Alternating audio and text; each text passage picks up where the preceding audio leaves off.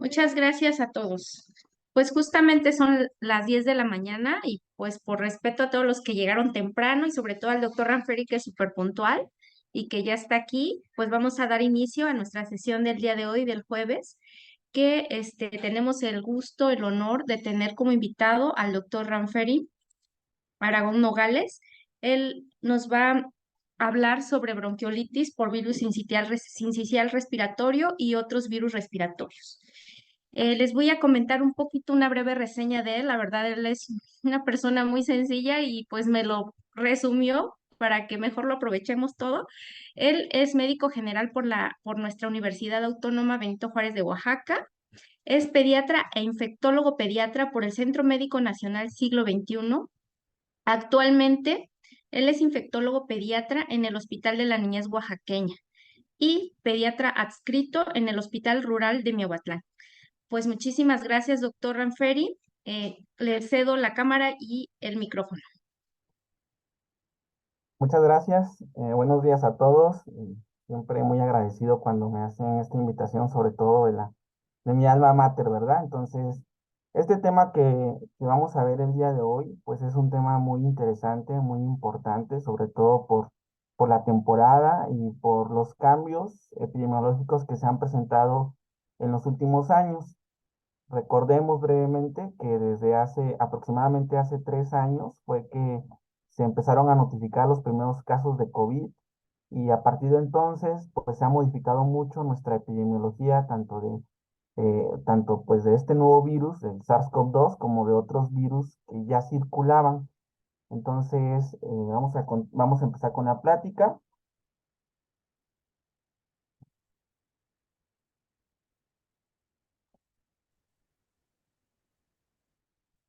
Mm,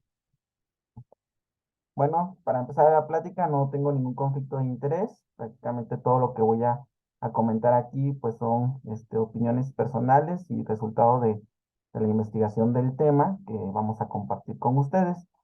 El contenido de esta plática lo voy a dividir en estos puntos, una breve introducción, aspectos epidemiológicos, la fisiopatología de forma muy breve, manifestaciones clínicas de la bronquiolitis, haciendo énfasis en virus sincicial respiratorio, el diagnóstico, tratamiento y la prevención del mismo.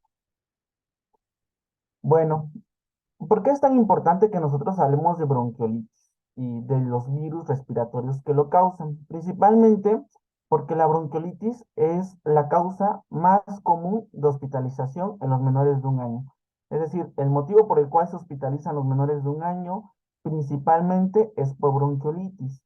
La bronquiolitis, como vamos a ver durante esta plática, es una infección de la vía aérea inferior y es causada por diferentes virus respiratorios. Hay muchos virus respiratorios, siempre esto hago hincapié en que son muchos los virus respiratorios y vamos a ver que cada uno tiene un patrón estacional sobre su circulación. Sin embargo, el que sigue siendo el más frecuente, el virus que causa más frecuentemente la bronquiolitis, es el virus sincicial respiratorio o BCR, como normalmente lo abreviamos o como lo pueden ver en diferentes literaturas. El BCR es el más frecuentemente identificado, pero no solamente en bronquiolitis, sino también en neumonías menores de 1 año. A veces, diferenciar, ¿no?, entre una bronquiolitis y una neumonía por BCR es difícil porque se sobrepone mucho la vía aérea inferior, pues con el parénquima pulmonar, pero vamos a ver que para fines prácticos, tanto la neumonía como la bronquiolitis, el patógeno más frecuente sigue siendo BCR. En épocas epidémicas, es decir, en épocas en las que circula este virus, principalmente en el invierno, llegan a ser hasta el 60% de todos los casos de bronquiolitis. Y los servicios de urgencias pediátricas en esta temporada alcanzan hasta un 15% del motivo de las consultas. Entonces, seguramente quienes se encuentran ahorita en servicios de urgencias han visto muchos casos de pacientes que llegan con este cuadro clínico. Algunos han requerido hospitalización, sin embargo, la mayoría, hasta un 80%, únicamente requieren un manejo ambulatorio. Dentro de los objetivos de esta plática es identificar aquellos que van a requerir un manejo hospitalizado, aquellos que tienen factores de riesgo, y cuál es el manejo que se le va a dar a cada uno. Como mencionamos, la bronquiolitis puede ser causada por diferentes virus respiratorios. Hay algunos que tienen un patrón francamente estacional, principalmente BCR. Entonces, muchas veces se considera que la bronquiolitis es una infección estacional. Sin embargo, a través del año podemos tener cuadros de bronquiolitis y no siempre estos cuadros son por BCR. Por eso la temporada en la que se presenta es muy importante identificarla para que nosotros podamos tener una idea de, pues de qué virus o qué patógeno es el que está involucrado. En el caso de la bronquiolitis que se presenta en el hemisferio norte, incluyendo pues México y Estados Unidos, generalmente, bueno, esto digo generalmente empezaba, porque ahorita vamos a ver que se han presentado algunos cambios, a finales de octubre y su punto máximo se alcanzaba entre enero y febrero y terminaba en abril. Sin embargo, se han presentado algunas modificaciones que esto ha de alguna forma contribuido a estas diferencias en este patrón estacional, que ahorita lo vamos a ver a través de algunas gráficas. La siguiente imagen a mí me gusta mucho porque refleja de una forma muy importante cómo circulan los virus respiratorios. Son muchos los virus respiratorios. Aquí vemos algunos ejemplos, ¿no? Vemos que los que se presentan principalmente en el periodo de invierno son los virus de influenza, los coronavirus, incluyendo el SARS-CoV-2 y el BCR. Sin embargo, hay otros virus, hay una gran cantidad de adenovirus, hay una gran cantidad de rinovirus, también hay metanemovirus, bocavirus, los virus para influenza, otros enterovirus que no son rinovirus. Algunos tienen pues un patrón más constante durante todo el año y algunos no son más específicos del verano, como es el caso del virus para influenza. Sin embargo, los que siguen siendo predominantes en épocas de invierno es los virus de influenza, BCR y los coronavirus. Y entonces teniendo esto en mente, nosotros podemos anticipar algunas medidas preventivas y también algunas recomendaciones, sobre todo para nuestros pequeños, ¿verdad? ¿Por qué es tan importante hablar de BCR? ¿En dónde nos encontramos cuando hablamos de BCR? ¿Qué tanto impacto tiene a nivel mundial? ¿Y a quiénes afecta más? Pues vamos a ver que BCR, se han hecho algunas estimaciones a nivel mundial, sobre todo esto se hizo muy recientemente, publicado pues en la revista Lancet, de una estimación de lo que se presentó en el 2019. Y en ese entonces encontraron que aproximadamente BCR afectaba a 33 millones de niños menores de 5 años, con unas cifras que oscilaban entre 25 a 44 millones. Una gran cantidad de infecciones de vía aérea inferior, hablando únicamente de vía aérea inferior.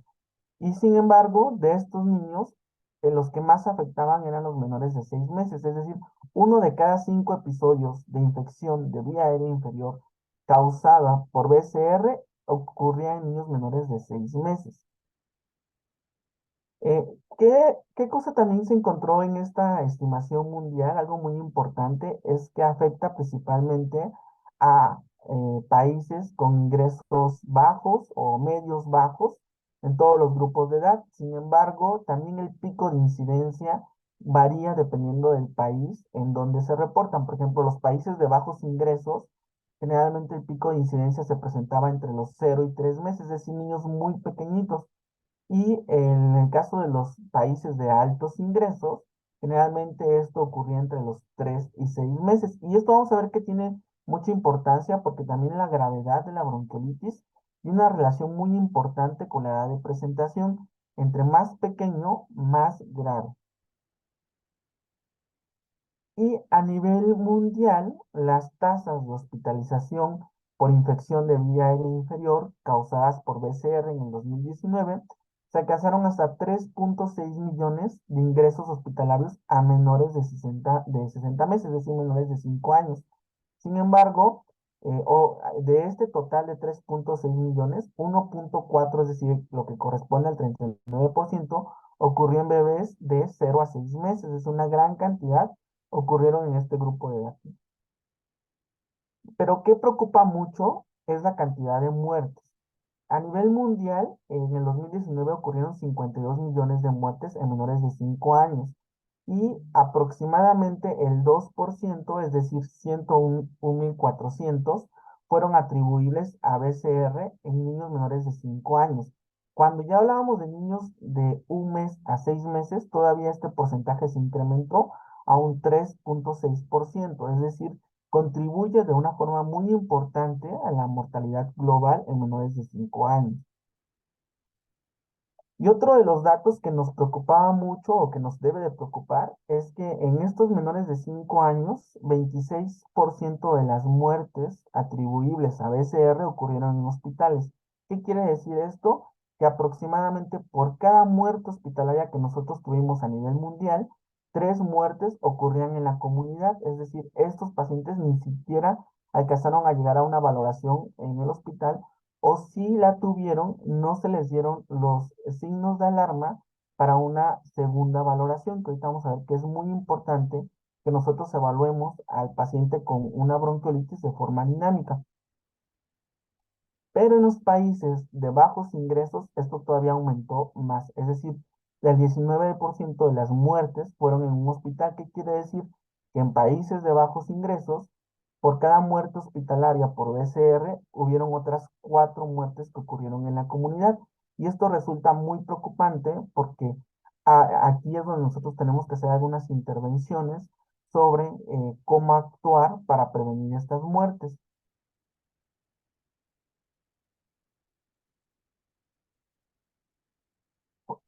Estos estudios lo que se preguntaron es por qué la mortalidad es tan alta en entornos de bajos ingresos y hay pues diferentes posturas. Yo quiero ir contigo. Ah, ok, está un micrófono encendido. Bueno, hay diferentes causas que explican la mortalidad en entornos de bajos ingresos. Uno de ellos es la accesibilidad inadecuada a la atención médica, los altos gastos de la atención médica, la capacidad restringida que hay algunos países, ¿no? En donde pues no tienen las suficientes camas o el suficiente distribución de oxígeno.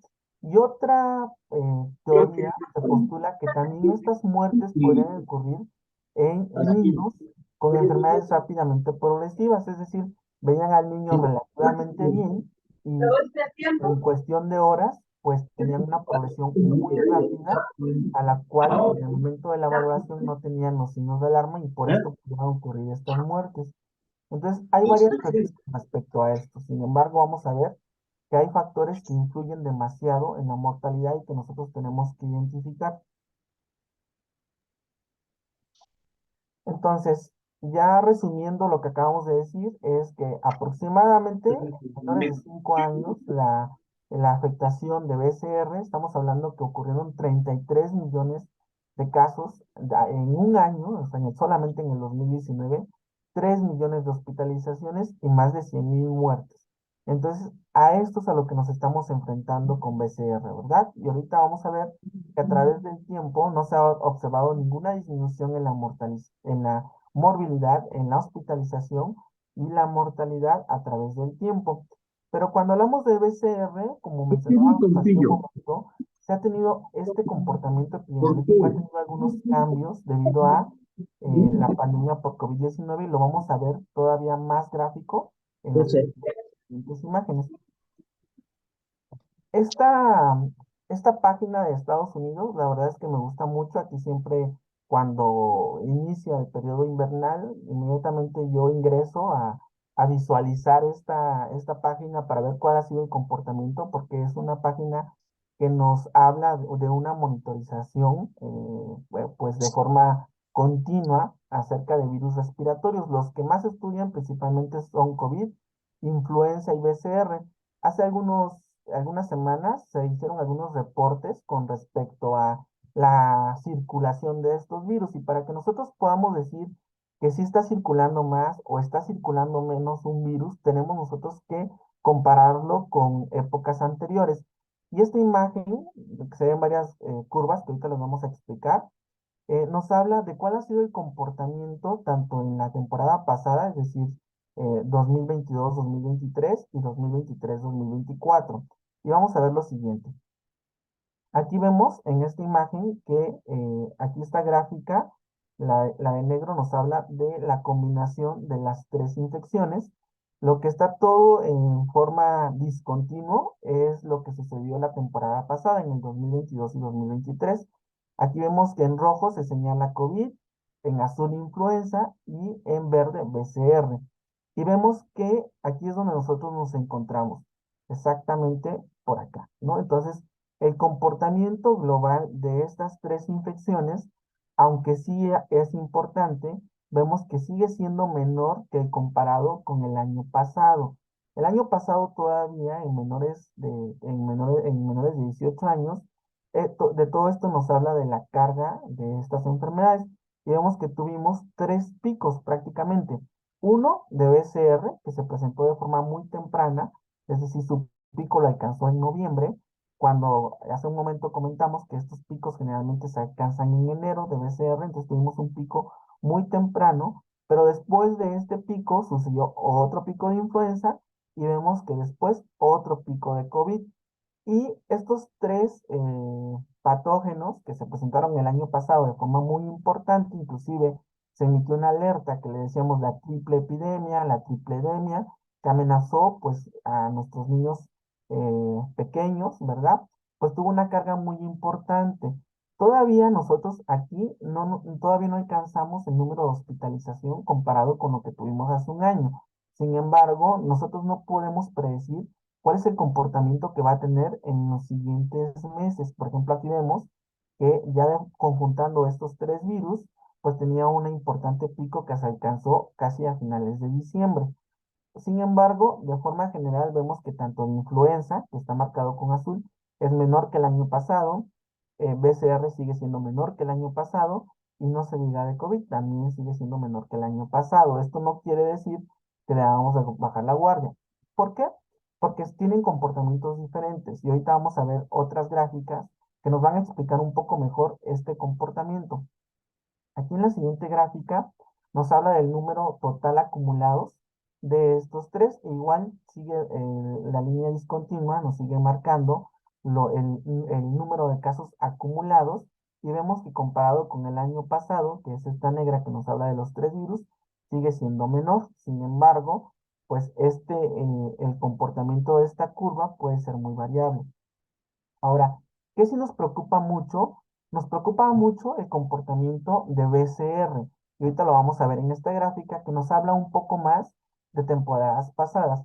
Nuevamente lo que está aquí en verde es BCR y aquí lo voy a tratar de ejemplificar un poco. ¿Por qué?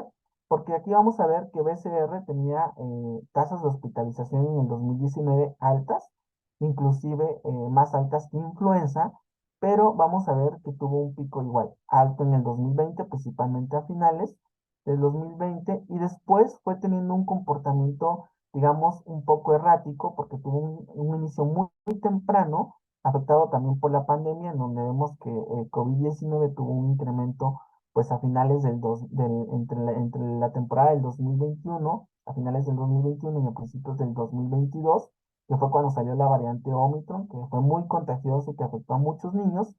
Y entonces aquí vemos que disminuyó, pero quiero que vean esta curva tan pronunciada que tuvo BCR el año pasado. O sea, comparado todavía con temporadas previas, es muy notable la cantidad de este pico tan importante que tuvo el año pasado. Y este año, pues vemos que sigue teniendo un pico, no, a lo mejor no tan importante como el año pasado, pero sigue sí teniendo un incremento comparado con otros años. Lo mismo sucedió con influenza. Pero ¿en dónde se ve más reflejado todavía este comportamiento? En los menores de un año, y lo vamos a ver en las siguientes gráficas. Entonces, hay que tener en mente que todas esas intervenciones que se presentaron en el 2020 y 2021, en donde hubieron pocas actividades académicas, es decir, los niños estaban en sus casas, no iban a las escuelas, nosotros usábamos más el cubrebocas, generalmente no íbamos a lugares cerrados o concurridos, todas esas medidas no farmacológicas afectaron de alguna forma la transmisión del BCR, porque en el 2020 y 2021 muchos niños no se expusieron a este virus que normalmente se expone, y entonces el año pasado hablábamos mucho de la brecha inmunológica, ¿no? Es decir, que había muchos niños que no se habían expuesto al virus y que eran susceptibles a infección, y que esto podría explicar en parte este comportamiento tan pronunciado. Pero lo vamos a ver todavía más en esta gráfica. Esta gráfica nos representa el comportamiento que tiene BCR en menores de un año. Y aquí lo vemos. En el 2019 tenía un comportamiento importante, a finales del 2020, perdón, a finales del 2019 y principios del 2020, cuando apenas empezaba la pandemia, su pico habitual, ¿no? Y después veamos este pico tan importante que tiene BCR comparado con otros virus respiratorios que sucedió en la temporada del año pasado. Y nuevamente, los menores de un año en esta temporada siguen teniendo un comportamiento bastante pronunciado, ¿no? Que inclusive puede llegar a superar los de años pasados a la pandemia, pero a lo mejor no tan importante como el del año pasado, que estaba explicado porque había muchos niños que nunca se habían infectado por BCR. En niños de 1 a 4 años sigue siendo importante este pico, porque nuevamente fueron niños que nacieron en el 2020 o niños que nacieron en el 2019 y que no se expusieron. Sin embargo, vamos a ver que en donde sí cambia un poco esta gráfica y cómo es el comportamiento puede ser diferente, es en los niños mayores de 5 años. Vemos cómo BCR no es tan importante, es decir, sí tiene un pico comparado con otros años, pero aquí el que predomina principalmente es influenza. De tal forma que nosotros podemos deducir de esto que si a nosotros nos llega un niño menor de 5 años con una infección respiratoria, pues debemos de pensar principalmente en BCR. No podemos solamente pensar en que es BCR, tenemos que pensar también en otros virus respiratorios, pero por probabilidad es más frecuente BCR y en mayores de 5 años es más frecuente influenza. COVID, aunque sí también tiene una participación muy importante, esto lo vimos más en la temporada que cerró 2021-2022, aquí sobre todo cuando se presentó la variante Omicron. Sin embargo, en niños sabemos que COVID pues presenta sintomatología más leve comparado con los adultos. Hace unas semanas salió este reporte epidemiológico que nos hablaba mucho o nos alertaba, ¿verdad? Esto fue hace un mes exactamente, de que estábamos teniendo una circulación de virus respiratorios, de otros virus respiratorios, incluyendo virus sincicial respiratorio. Sin embargo, vamos a ver que, bueno, como vimos en estas gráficas, sí es muy importante, probablemente menor que el año pasado, pero aún así mayor que en temporadas pasadas. ¿Y por qué es importante que nosotros tengamos la vigilancia epidemiológica? Porque gracias a esta vigilancia es que nosotros podemos orientar a la población sobre las medidas de prevención y ahorita vamos a ver quiénes son los más susceptibles. Bueno, no sé si hasta aquí hay alguna pregunta. Continuamos.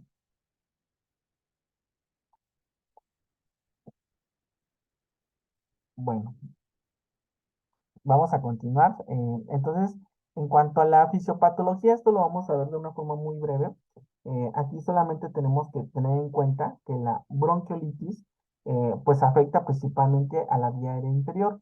Y tenemos que recordar un poco de la embriología de pulmonar. Vamos a ver que el pulmón pasa en su etapa en útero por 3 periodos. Estos periodos se conocen como pseudoglandular, canalicular y saculoterminal, que están en referencia mucho a los hallazgos histológicos y al tipo de maduración, y que una vez pues que nace, ¿no? En este primer llanto inician las primeras funciones de ventilación y oxigenación. Sin embargo, la maduración pulmonar se lleva a cabo hasta completar los 8 años, es decir, y principalmente en los primeros 2 años. Este periodo de la maduración pulmonar se conoce como el periodo alveolar o periodo de alveolarización, en donde hay una mayor ramificación y gemación de los alveolos, lo que aumenta considerablemente el área de superficie que nos permite el intercambio de gases.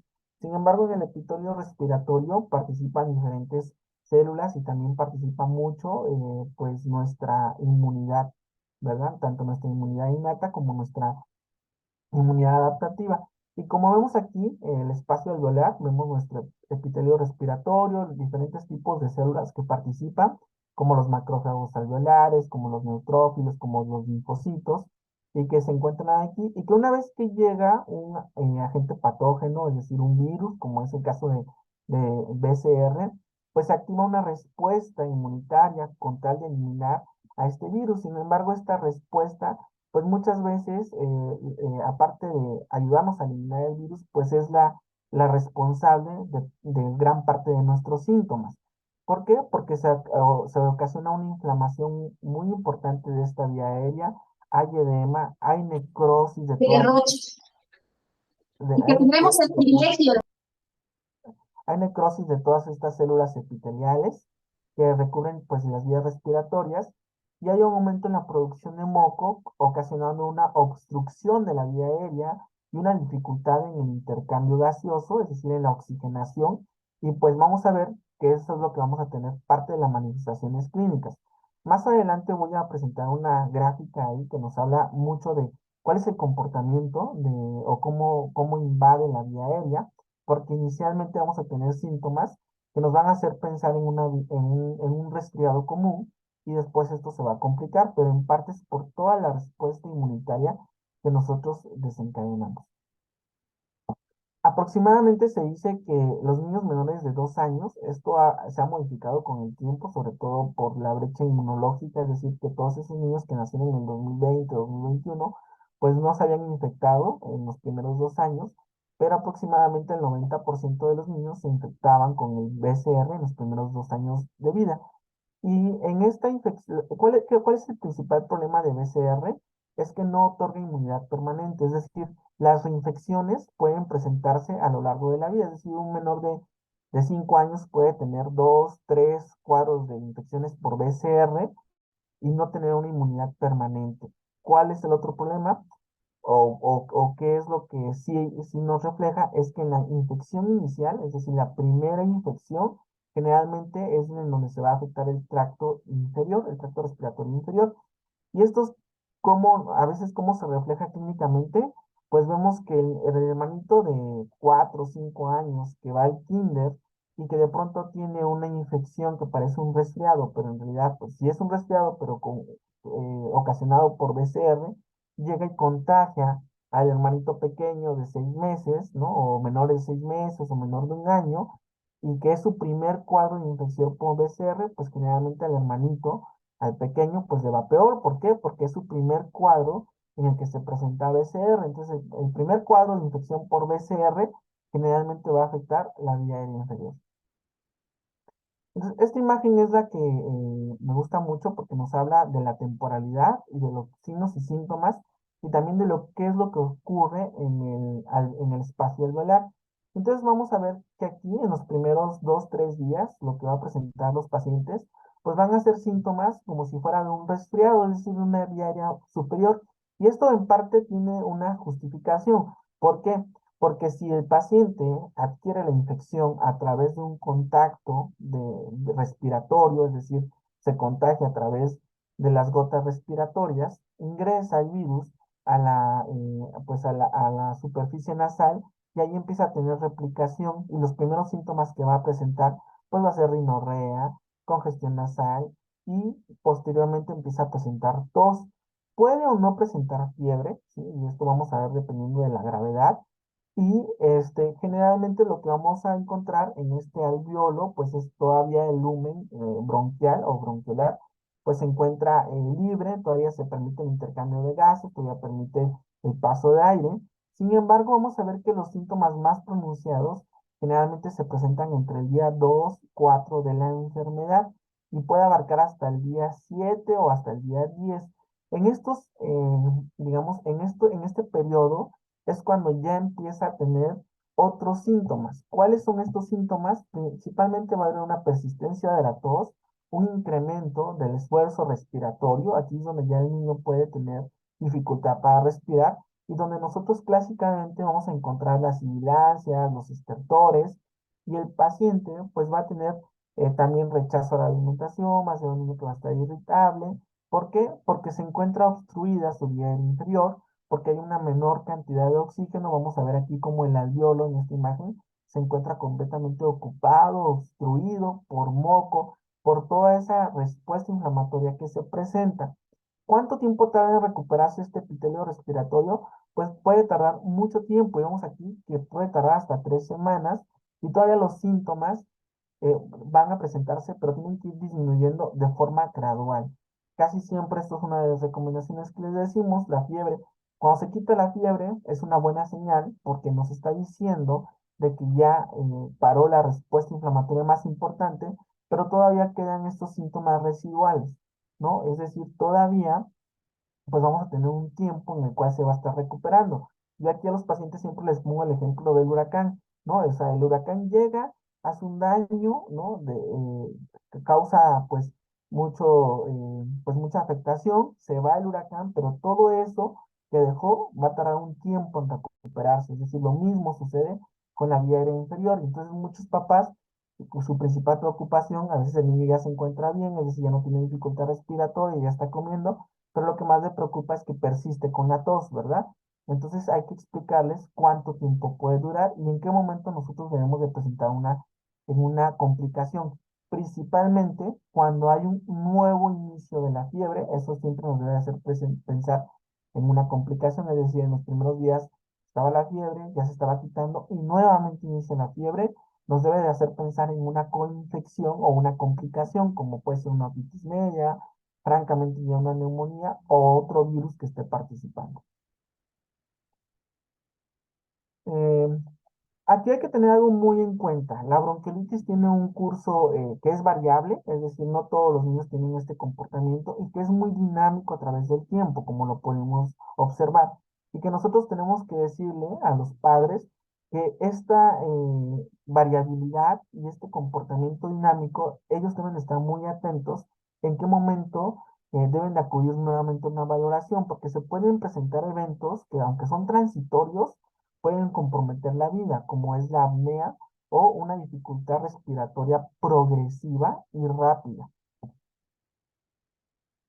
Se han hecho algunos estudios, estos son un reporte de una revisión sistemática muy reciente, la verdad me gustó mucho cuando la vi, porque nos habla de diferentes estudios en niños y nos habla de cuáles son los síntomas que más han identificado, tanto en entornos hospitalarios como en entornos comunitarios, tanto lo que observa el familiar como lo que observa el médico. Entonces vamos a ver que aquí en esta imagen vemos como dentro de los síntomas que más se presentan, pues es la tos, ¿no? Y con diferentes porcentajes, desde un 66% hasta un 84%. Y vemos que en diferentes estudios la tos y la fiebre siguen siendo las manifestaciones más frecuentes. Pero que otras cosas son muy importantes, que también presentan síntomas de vía aérea superior, lo que ya hemos mencionado, y síntomas gastrointestinales como vómito y diarrea en porcentajes relativamente pues altos, es decir, casi en algunos casos hasta un 50, más del 50%, es decir, uno de cada dos niños tiene síntomas gastrointestinales. ¿Por qué es importante esto mencionarlo? Porque si de pronto el niño tiene diarrea, ¿no? Y al mismo tiempo tiene síntomas respiratorios, pues lo más probable es que se trate de la misma infección. Muchas veces les dicen, es que tiene una gastroenteritis y tiene una neumonía. No, o sea, es un solo cuadro infeccioso, solamente que está causando estos síntomas gastrointestinales. BCR no es el único que tiene este comportamiento. ¿Quiénes otros? Los coronavirus, los virus de influenza, ¿no? Entonces, y los adenovirus pueden tener síntomas gastrointestinales. Es muy importante que lo tengamos en cuenta, porque si de por sí este niño no está teniendo un rechazo a la alimentación, no está comiendo y todavía está con vómito, con diarrea, está irritable, tiene fiebre, la cantidad de líquidos que pierde es demasiado y a veces esa intervención de mantener una hidratación adecuada puede ser la única medida que requiera el paciente. Estoy hablando de pacientes hospitalizados. Vemos que en los pacientes en entornos comunitarios incrementan más todavía los síntomas de vías superiores, es decir, la congestión nasal, la obstrucción nasal, la rinitis, la descarga, ¿no? Y todavía incrementa más estos síntomas de la tos. Muchas veces llegan los niños y lo que más le preocupa a la mamá o al papá es la tos, ¿no? Porque esta tos puede ser muy intensa, puede ser una tos que inclusive puede limitar la alimentación y seguramente pues lo han visto en los consultorios, ¿verdad? Son niños que están irritables, que tienen mucho llanto, que están hipoactivos, que no quieren comer, y pues obviamente el niño está afectado, y entonces todos estos síntomas se encuentran presentes en los pacientes que acuden a valoración. Aquí es otra imagen en donde prácticamente es muy semejante, ¿sí? Solamente que nos está hablando de qué es lo que observan los médicos. Las anteriores nos está hablando de lo que observaban los familiares, y aquí vamos a ver que lo que observan los médicos es la congestión nasal, la descarga nasal, la tos muy importante, ¿sí? La dificultad para respirar, y aquí, pues obviamente la sibilancia es algo que identifican los médicos. Los familiares muchas veces lo identifican como un ronquido, ¿no? O como un quejido, a veces así lo expresan y hay que interrogarlos si hizo un sonido extraño, pero hay que tener en cuenta también que estas sibilancias pueden ser transitorias. A veces el papá les dice, es que en la noche tenía las sibilancias, y llegan a la consulta y nosotros ya no las escuchamos, ¿no? Obviamente ellos no le dicen como tal sibilancia, sino un sonido que ellos escuchan, ¿no? Que se exacerba principalmente en las noches, ¿no? O inclusive hasta la tos se exacerba principalmente en las noches, y que llega a la consulta y no lo vemos tan importante, pero si el papá no nos está refiriendo, hay que tenerlo en cuenta. Ahora, se han hecho otros estudios que nos tratan de identificar cuáles son los síntomas que se presentan más frecuentemente dependiendo de la severidad de la bronquiolitis, es decir, si es una bronquiolitis leve, si es una bronquiolitis moderada o severa. Aquí hay que tener en cuenta que hay diversas clasificaciones. La verdad es que lo más importante es identificar aquellos que requieren una hospitalización, que van a ser principalmente aquellos que están teniendo un rechazo a la alimentación, aquellos que tienen dificultad para respirar o que requieren oxígeno. Vamos a ver aquí que cuando hablamos de la bronquiolitis leve, los síntomas que más se reportan nuevamente es la tos, ¿no? Hasta un 92%, la congestión nasal, la rinorrea, pero vemos que la fiebre no es tan importante como los síntomas de diarrea superior. No quiere decir que no lo puedan presentar, sí lo pueden presentar, nuevamente síntomas gastrointestinales. Ya cuando estamos hablando de una bronquiolitis moderada, vemos que se agregan principalmente los síntomas de vía aérea inferior, y ya cuando hablamos de una bronquiolitis severa, pues es cuando ya presentan datos de una insuficiencia respiratoria, aquellos que requieren una ventilación mecánica o el ingreso a terapia intensiva. Eh, las manifestaciones clínicas de las infecciones por BCR varían de forma muy importante en la gravedad según la edad. ¿Qué quiere decir esto? Que niños más pequeños se afectan con más frecuencia, es decir, entre más pequeño sea el niño, la necesidad de oxígeno, la necesidad de hospitalización, la necesidad de una segunda valoración es muy importante. Entonces, la edad es algo que debemos de tener en cuenta. Y entonces, aquí también hay otra cosa que debemos de tener en cuenta. Aquellos niños que nacen en esta temporada, en noviembre, diciembre, ¿no? O enero, febrero, son niños que se van a exponer a estos virus de una forma muy temprana. También ya se han hecho algunos estudios en donde se ha demostrado que la temporada en la que nacen estos niños está en relación con su riesgo de bronquiolitis, es decir, los que nacen en esta temporada tienen mayor riesgo que los que nacen en otra. La hipoxemia generalmente es algo que preocupa a todos. Hay que tener en cuenta que ya desde el COVID, pues muchos tienen oxímetros en casa. Sin embargo, en los niños es muy difícil evaluar la oximetría porque se mueven, porque necesitamos tener pues oxímetros adecuados para los niños, porque la interpretación puede ser muy variable. A veces le ponen los papás el oxímetro al niño y no marca bien y está marcando 70 o 75 y realmente el sensor no está detectando, y pues ya están preocupados. Esto no quiere decir que no lo subestimemos, ¿verdad? Siempre debemos de tener en cuenta pues realmente qué nos está marcando el oxímetro. En la estimación mundial del 2019, en donde decíamos que aproximadamente 3 millones requirieron hospitalización, más o menos se encontró que 0,9 millones, es decir, 26% de estos 3 millones tuvieron una hipoxemia. Pero esta hipoxemia fue todavía más importante en los lactantes de 0 a 6 meses. Es decir, dentro de los primeros 6 meses de vida, más del 60% se produjeron dentro de los primeros 3 meses de vida. Entonces, vemos que los pequeñitos menores de 6 meses son los que más se afectan con la hipoxemia. Y esto tiene mucha relación con su vía aérea, que es muy pequeña. Entonces, si se llena de moco, pues fácilmente condiciona una limitación en el intercambio gaseoso y por lo tanto en la oxigenación.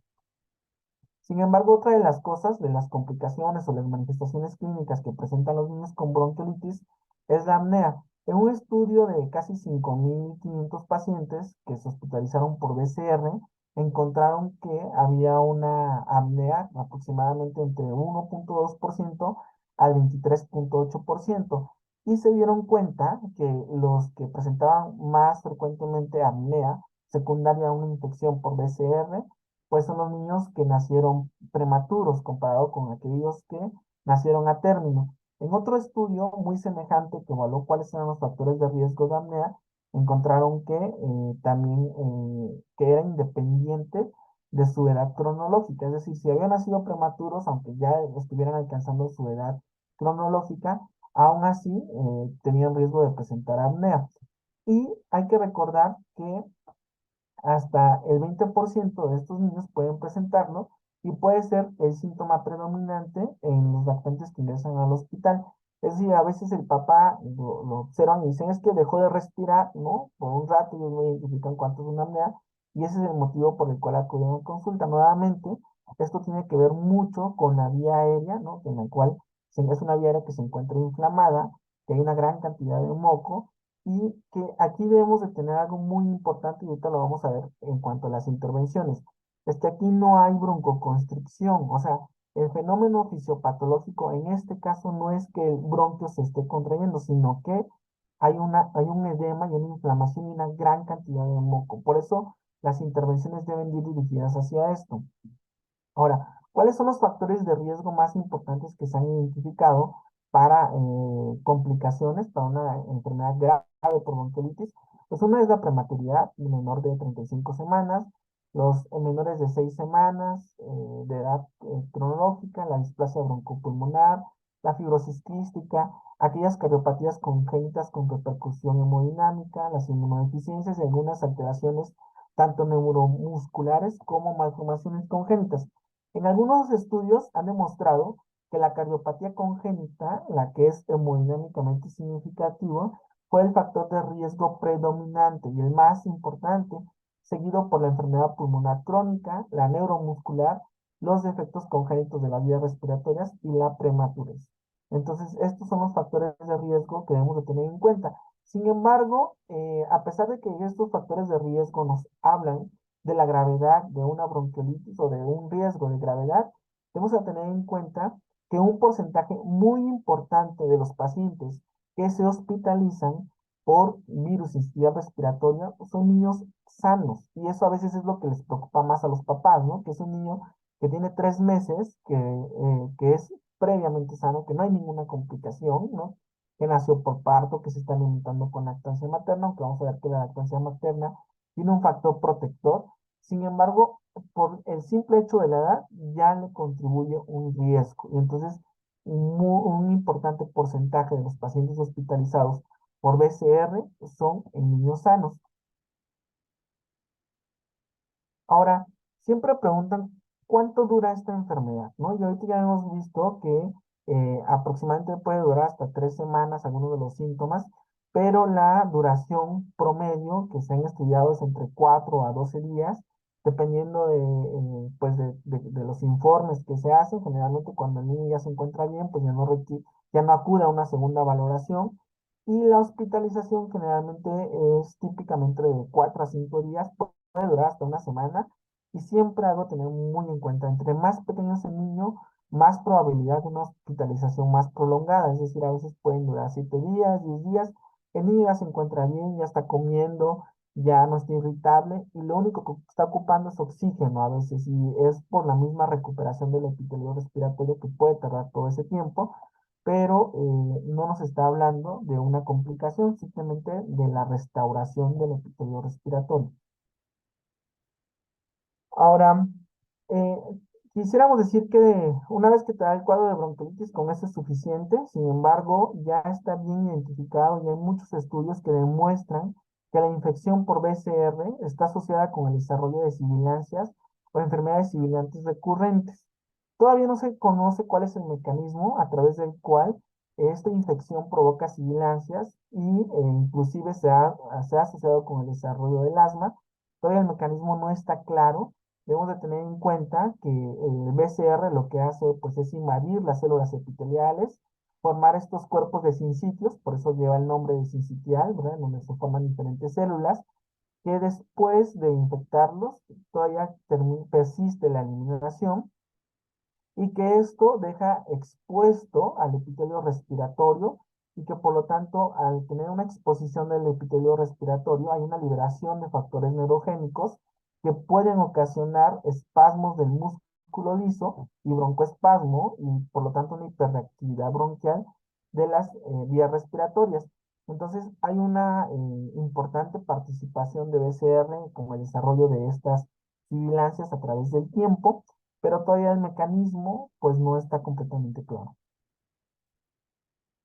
Vamos a hablar de algunas herramientas diagnósticas. Estas están basadas pues principalmente en estas recomendaciones que se presentaron por parte de la Academia Americana de Pediatría, que ahorita lo vamos a ir mencionando, que su última actualización ya va a cumplir casi 10 años porque fue en el 2014. Y dentro de estas recomendaciones nos dicen que el diagnóstico de la bronquiolitis tiene que ser esencialmente clínico, es decir, nos basamos en la anamnesis y el examen físico. Es un niño que tiene la edad, que tiene las características de que empezó como una infección de vía aérea superior, que a los 2, 4 días tiene síntomas de una vía aérea inferior, y con todos los síntomas que ya habíamos mencionado, y la exploración física, que puede tener datos de dificultad respiratoria, pueden haber sibilancias, pueden haber estertores, ¿no? La tos, aquí vemos muy importante, cuántos no hemos visto estos niños que la tos pareciera como si se estuvieran ahogando prácticamente, porque es muy importante, sobre todo en niños pequeños, en niños más grandes, por lo que vamos a ver principalmente va a ser pues un cuadro de una infección de vía superior.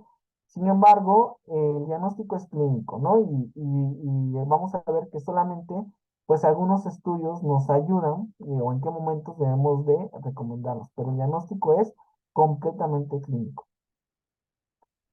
Cuando los médicos diagnostican bronquiolitis, dice igual esta guía de la Academia Americana de Pediatría, no es necesario solicitar estudios radiográficos o de laboratorio de forma rutinaria. Pero vamos a ver que no solamente la Academia Americana de Pediatría hace esta recomendación. Aquí, a lo mejor en sus pantallas, pues es difícil verlos, pero se lo voy a resumir. Vemos diferentes guías, ¿no? Reino Unido, la Academia Americana de Pediatría, Estados Unidos, la canadiense, la de Escocia, la de Italia, la de España, Australia y Francia. Estas diferentes guías en diferentes intervenciones, por ejemplo, la oximetría de pulso, casi igual no se recomienda en la mayoría de las ocasiones, solamente que nosotros estemos con un paciente que tenga dificultad respiratoria o que requiera un ingreso hospitalario. Y la radiografía de tórax también no lo recomienda ninguna de estas guías, ¿no? Solamente cuando estamos pensando en que el paciente pueda tener una enfermedad grave, en la cual estamos pensando que puede haber una complicación de las vías respiratorias, como un neumotórax, cuando existe alguna incertidumbre diagnóstica o un curso atípico de la enfermedad, podríamos utilizar la radiografía de tórax, pero de forma rutinaria no se recomienda. Ahorita vamos a hacer en cuanto a las pruebas virales, ahorita vamos a hacer pues aquí dice que igual que prácticamente muy pocos recomiendan hacer pruebas virales, pero ahorita vamos a hacer aquí una aclaración con respecto a un consenso reciente respecto a esta recomendación. Ni la biometría hemática, ni los gases en sangre, ni los cultivos bacterianos. Prácticamente te dice todo tiene que ser un diagnóstico clínico y solamente van a ser de utilidad todos estos estudios en pacientes graves o en pacientes en los que estamos pensando en el cual puede haber alguna complicación o un curso atípico. Diferentes guías hacen estas recomendaciones.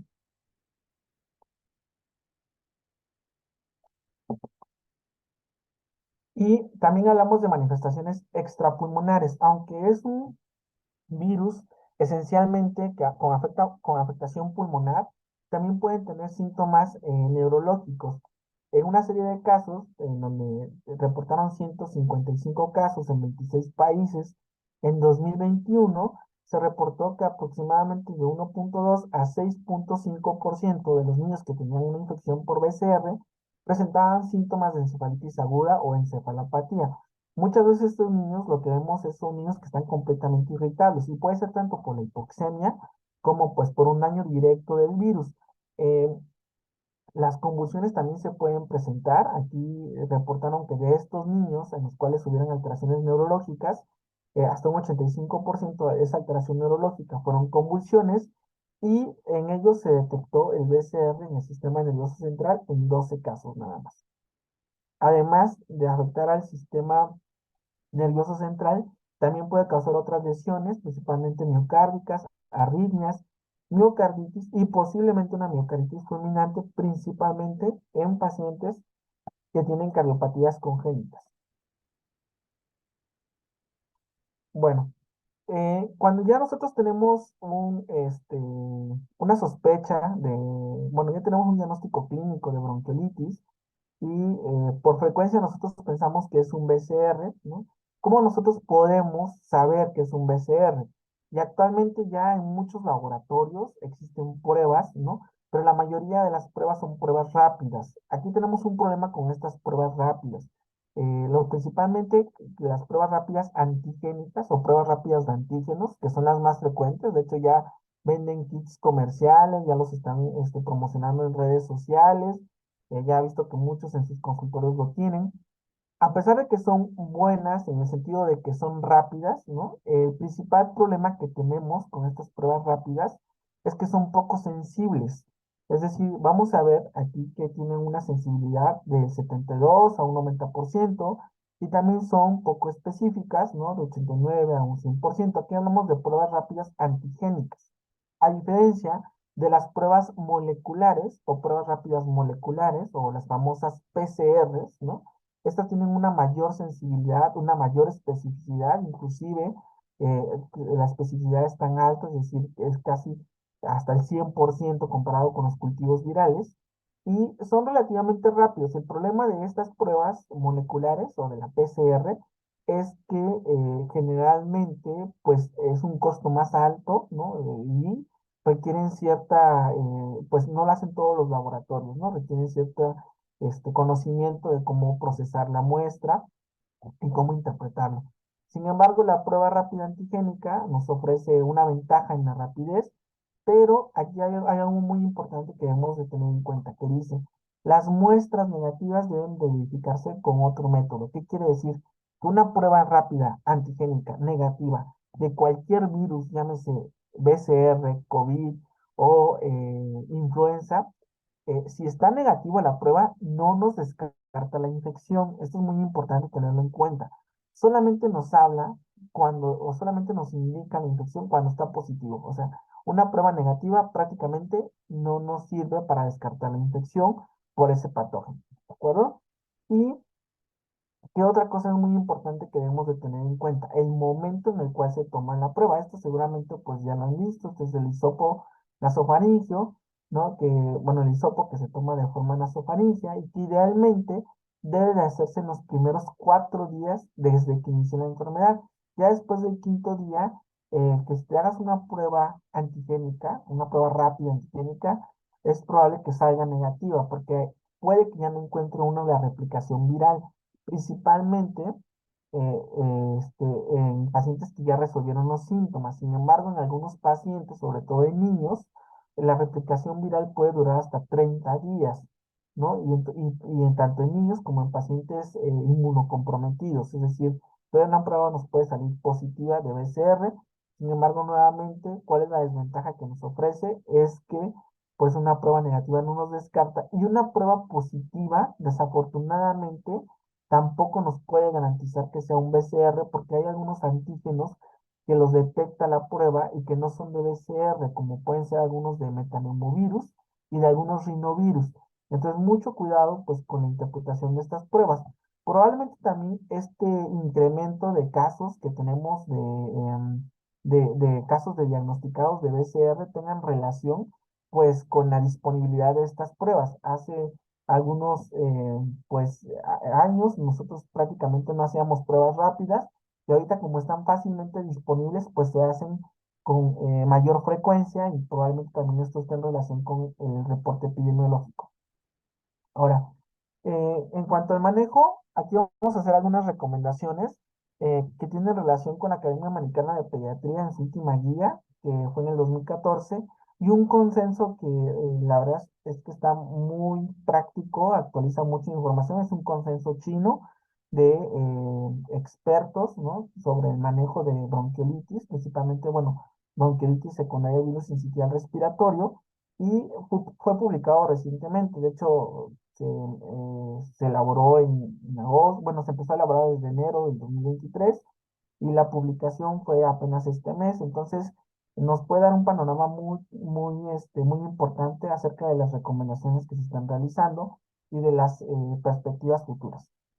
Y entonces nos dice tanto la Academia Americana de Pediatría como el consenso chino nos habla de que la atención de apoyo para estos pacientes es muy importante, es decir, nosotros debemos de permitir una permeabilidad de las vías respiratorias, porque si pues el lumen nasal se obstruye fácilmente con moco, pues el niño va a estar muy irritable, el niño no va a poder oxigenar bien, no se va a poder alimentar, porque cuando se esté alimentando y tiene una nariz tapada, pues va a sentir que se ahoga, entonces no va a querer comer. Eso es algo que aunque parece muy sencillo, es muy importante el aseo de la nariz, mantener la vía aérea superior permeable, asegurar la demanda de oxígeno cuando lo requiera y garantizar una alimentación y hidratación adecuadas son la base del tratamiento de los niños con infección por BCR.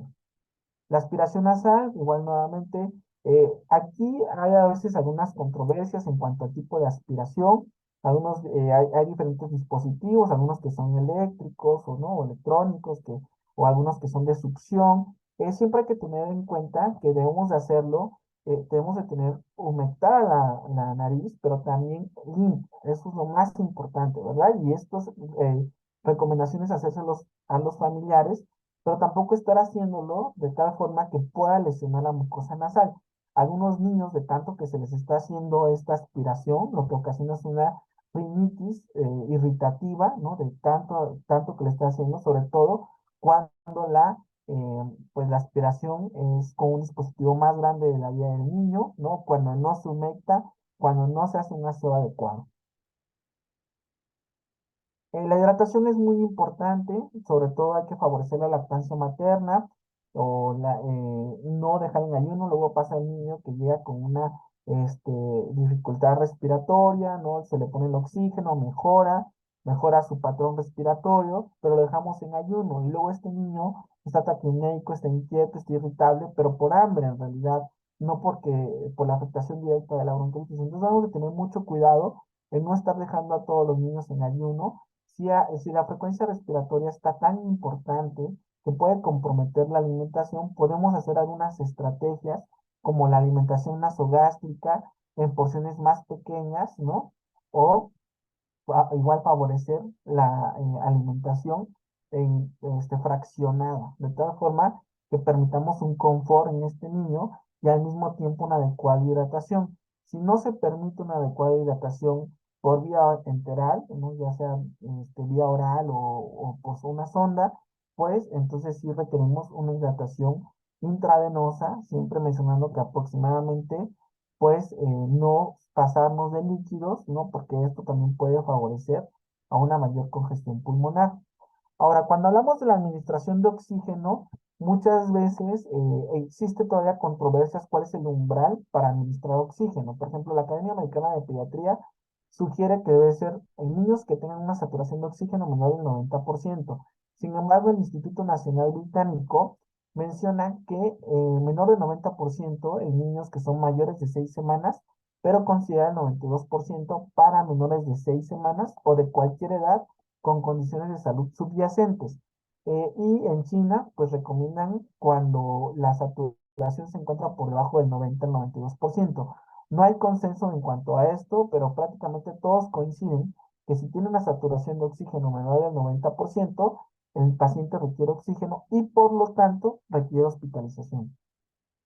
Ahora, aquí es donde siempre entro con una gran controversia, siempre que lo menciono, porque todo lo que nosotros hacemos, generalmente la Academia Americana de Pediatría y las guías internacionales no lo recomiendan. Por ejemplo, dice la Academia Americana de Pediatría desde hace 10 años Dice, no se debe administrar salbutamol a niños con bronquiolitis. No se debe administrar epinefrina a niños con bronquiolitis. No se debe administrar solución salina hipertónica. Y aquí voy a aclarar, en niños con bronquiolitis en el departamento de emergencias y que pudiera utilizarse en niños hospitalizados, ¿no? Y se puede administrarse la solución salina hipertónica en niños que están hospitalizados por bronquiolitis y dice no deben administrar corticosteroides sistémicos a bebés con un diagnóstico de bronquiolitis en ningún entorno, ¿no? Llámese ambulatorio, hospitalizado. Y digo aquí siempre que genera mucha controversia porque estamos muy, tenemos nuestras prácticas médicas, están muy arraigadas, ¿no? Y casi siempre llega el paciente con bronquiolitis, nebulización con salbutamol o inclusive con salbutamol y bromuro de hipatropio, ya todos pues prácticamente ya se van directo a este, ¿no? O también se utiliza mucho la metilprednisolona o la prednisolona y lo recomendamos. Hay muy poca evidencia de que esto sea útil. Ahora, en quienes algunas guías sí han puesto pues cierto hincapié en que sí se pudiera utilizar, principalmente como broncodilatador, salbutamol en pacientes aquellos que tienen antecedentes de atopia y que han tenido cuadros de sibilancias en periodos no invernales. Y esto todavía es cuestionado, no todas las guías lo recomiendan, y algunos se sigue sugiriendo la administración de salbutamol cuando utilizamos la solución salina hipertónica, porque esta sí puede ocasionar una broncoconstricción. Y bueno, nosotros decíamos, pero esta guía es 2014, no se ha actualizado, no ha tenido una actualización. Sin embargo, vamos a ver qué es lo que dice el consenso chino, que este sí está actualizado. Y pues prácticamente nos dice lo mismo. O sea, no se recomienda la administración de glucocorticoides nebulizados o sistémicos de forma rutinaria para los pacientes con infecciones de vía aérea inferior por BCR, porque no hay beneficios significativos en los resultados tanto a corto como a largo plazo. Lo mismo con los broncodilatadores. Y entonces, aquí dice, todavía, basándose en una justificación médica rigurosa, basada en evidencia, las guías internacionales rara vez recomiendan la administración rutinaria de broncodilatadores en el tratamiento de la bronquiolitis. Pero aquí sí hace alguna diferencia, y la diferencia es en la solución salina hipertónica al 3%. Aunque sigue siendo controvertido, en el último análisis que reportan este consenso chino, nos dice que mejora los síntomas clínicos, reduce las tasas de hospitalización y acorta la duración de la estancia. Es decir, desde el 2024, pero en 2014, la Academia Americana de Pediatría ya nos dice la solución salina hipertónica se puede utilizar en pacientes hospitalizados y el consenso en chino nos está promoviendo que también lo podemos utilizar en relación a los beneficios clínicos que se utilizan. Algunos estudios que han evaluado cómo se cambian las prácticas médicas en los departamentos de emergencias una vez que nos apegamos a unas guías, pues disminuye considerablemente todas estas medidas que nosotros seguimos haciendo en los hospitales, ¿no? O inclusive en nuestros consultorios de dar estas nebulizaciones. Tienen algunas desventajas también administradas. Una de las desventajas y que se observa muy frecuente, sobre todo con el uso del salbutamol, es la taquicardia, sobre todo cuando se utilizan a dosis altas. A veces nebulizan al niño con salbutamol y bromuro de hipatropio, y el niño está taquicárdico, le intentan quitar el oxígeno, mencionas que está taquicárdico, pero en realidad es por el broncodilatador. Entonces uno debe tener mucho cuidado, ¿no? Lo recomendado es no utilizarlo, pero también vamos a tener mucho cuidado cuando lo vayamos a administrar por los efectos que puede tener y siempre estar atento a en qué momento se presentan estas alteraciones secundarias a los broncodilatadores. Ahora, también algo que he visto que se hace de forma muy rutinaria es dar antivirales, ¿no? Ninguno de estos se recomienda, no tienen utilidad. La ribavirina es la que más recetan, pero no tiene ninguna utilidad. Y si los antivirales no tienen ninguna utilidad, los antibióticos todavía menos, o sea, ni la claritromicina, ni la amoxicilina, ni la cefixima se debe dar. ¿Por qué? Porque la coinfección bacteriana en niños con BCR es baja. Entonces, ¿qué es lo que nosotros hacemos? Lo único que estamos haciendo con la administración de estos antibióticos es favorecer la resistencia antimicrobiana, que es una amenaza de salud pública a nivel mundial y que ya la OMS nos está diciendo que si nosotros no controlamos el uso indiscriminado de antibióticos, para el 2050 vamos a tener más muertes por bacterias resistentes que por cáncer. Entonces, nuevamente yo insisto mucho en no dar antibióticos que no necesitan los pacientes. Y bueno, pues ya que después de que estamos hablando de que las medidas terapéuticas son muy pocas, en realidad todo se trata de una hidratación, de mantener limpia la vía aérea, de dar para los síntomas, de una vigilancia muy importante. Entonces decimos, bueno, pero entonces, ¿cómo podemos hacer para que estos niños que tienen una enfermedad de bronquiolitis, pues no tengan unas complicaciones? Y en cuanto a la prevención, se han desarrollado diversas vacunas con diferentes plataformas, ¿sí? Algunas en ensayos preclínicos, algunos que ya van más avanzados. La carrera de las vacunas, tanto que se administren a forma pediátrica, a materna o a adultos mayores, porque también los adultos mayores pueden tener un comportamiento muy importante, pues se ha dado desde hace mucho tiempo, pero ahorita vamos a ver cuáles sí se han recomendado y qué recomendaciones se dan al respecto. Cuando se empezó con la carrera de las vacunas, hace ya algún tiempo, desde 1998, se, se aprobó el uso del palivizumab. Y este anticuerpo monoclonal de inmunoglobulina, que está constituido tanto mediante tecnología de ADN recombinante, que utiliza tanto de humano como murinos, ¿no? Lo que hacen es bloquear al virus sincitial respiratorio y por lo tanto no permite su ingreso a la célula, es decir, se administra de forma intramuscular en la temporada invernal, cuando inicia, ¿no? 5 dosis, y entonces una vez que ingresa al músculo, se distribuye por sangre, llega al epitelio respiratorio y una vez que ingrese el virus incisional respiratorio, no se permite su ingreso a la célula y esto ayuda mucho pues a disminuir la gravedad. Ha sido muy útil, las recomendaciones acerca de su administración han variado, ¿no? En cuanto a este, en cuanto al tiempo, del 2014 con la Academia Americana de Pediatría, se mencionaba mucho de ciertos grupos de riesgo, después se modificaron, unos fueron a los recién nacidos a las 35 semanas y menores de 6 meses que se encuentran en una estación de riesgo. Después se amplió la edad a mayores de 2 años, sobre todo si tenían displasia broncopulmonar o si tenían alguna cardiopatía congénita. A pesar de que el palivizumab ha demostrado pues disminuir la enfermedad grave por bronquiolitis, todavía no se encuentra fácilmente disponible, ¿verdad? Y sin embargo ya estamos teniendo algunas otras alternativas que ahorita le vamos a comentar y que yo espero en un futuro se encuentren fácilmente disponibles. Una de ellas es es precisamente vacunar a las embarazadas con una vacuna Abrismo, ¿no? Que es una vacuna bivalente de Pfizer, recientemente aprobada, que se aplica a las embarazadas. En Estados Unidos ya está aprobada, ya está disponible en venta.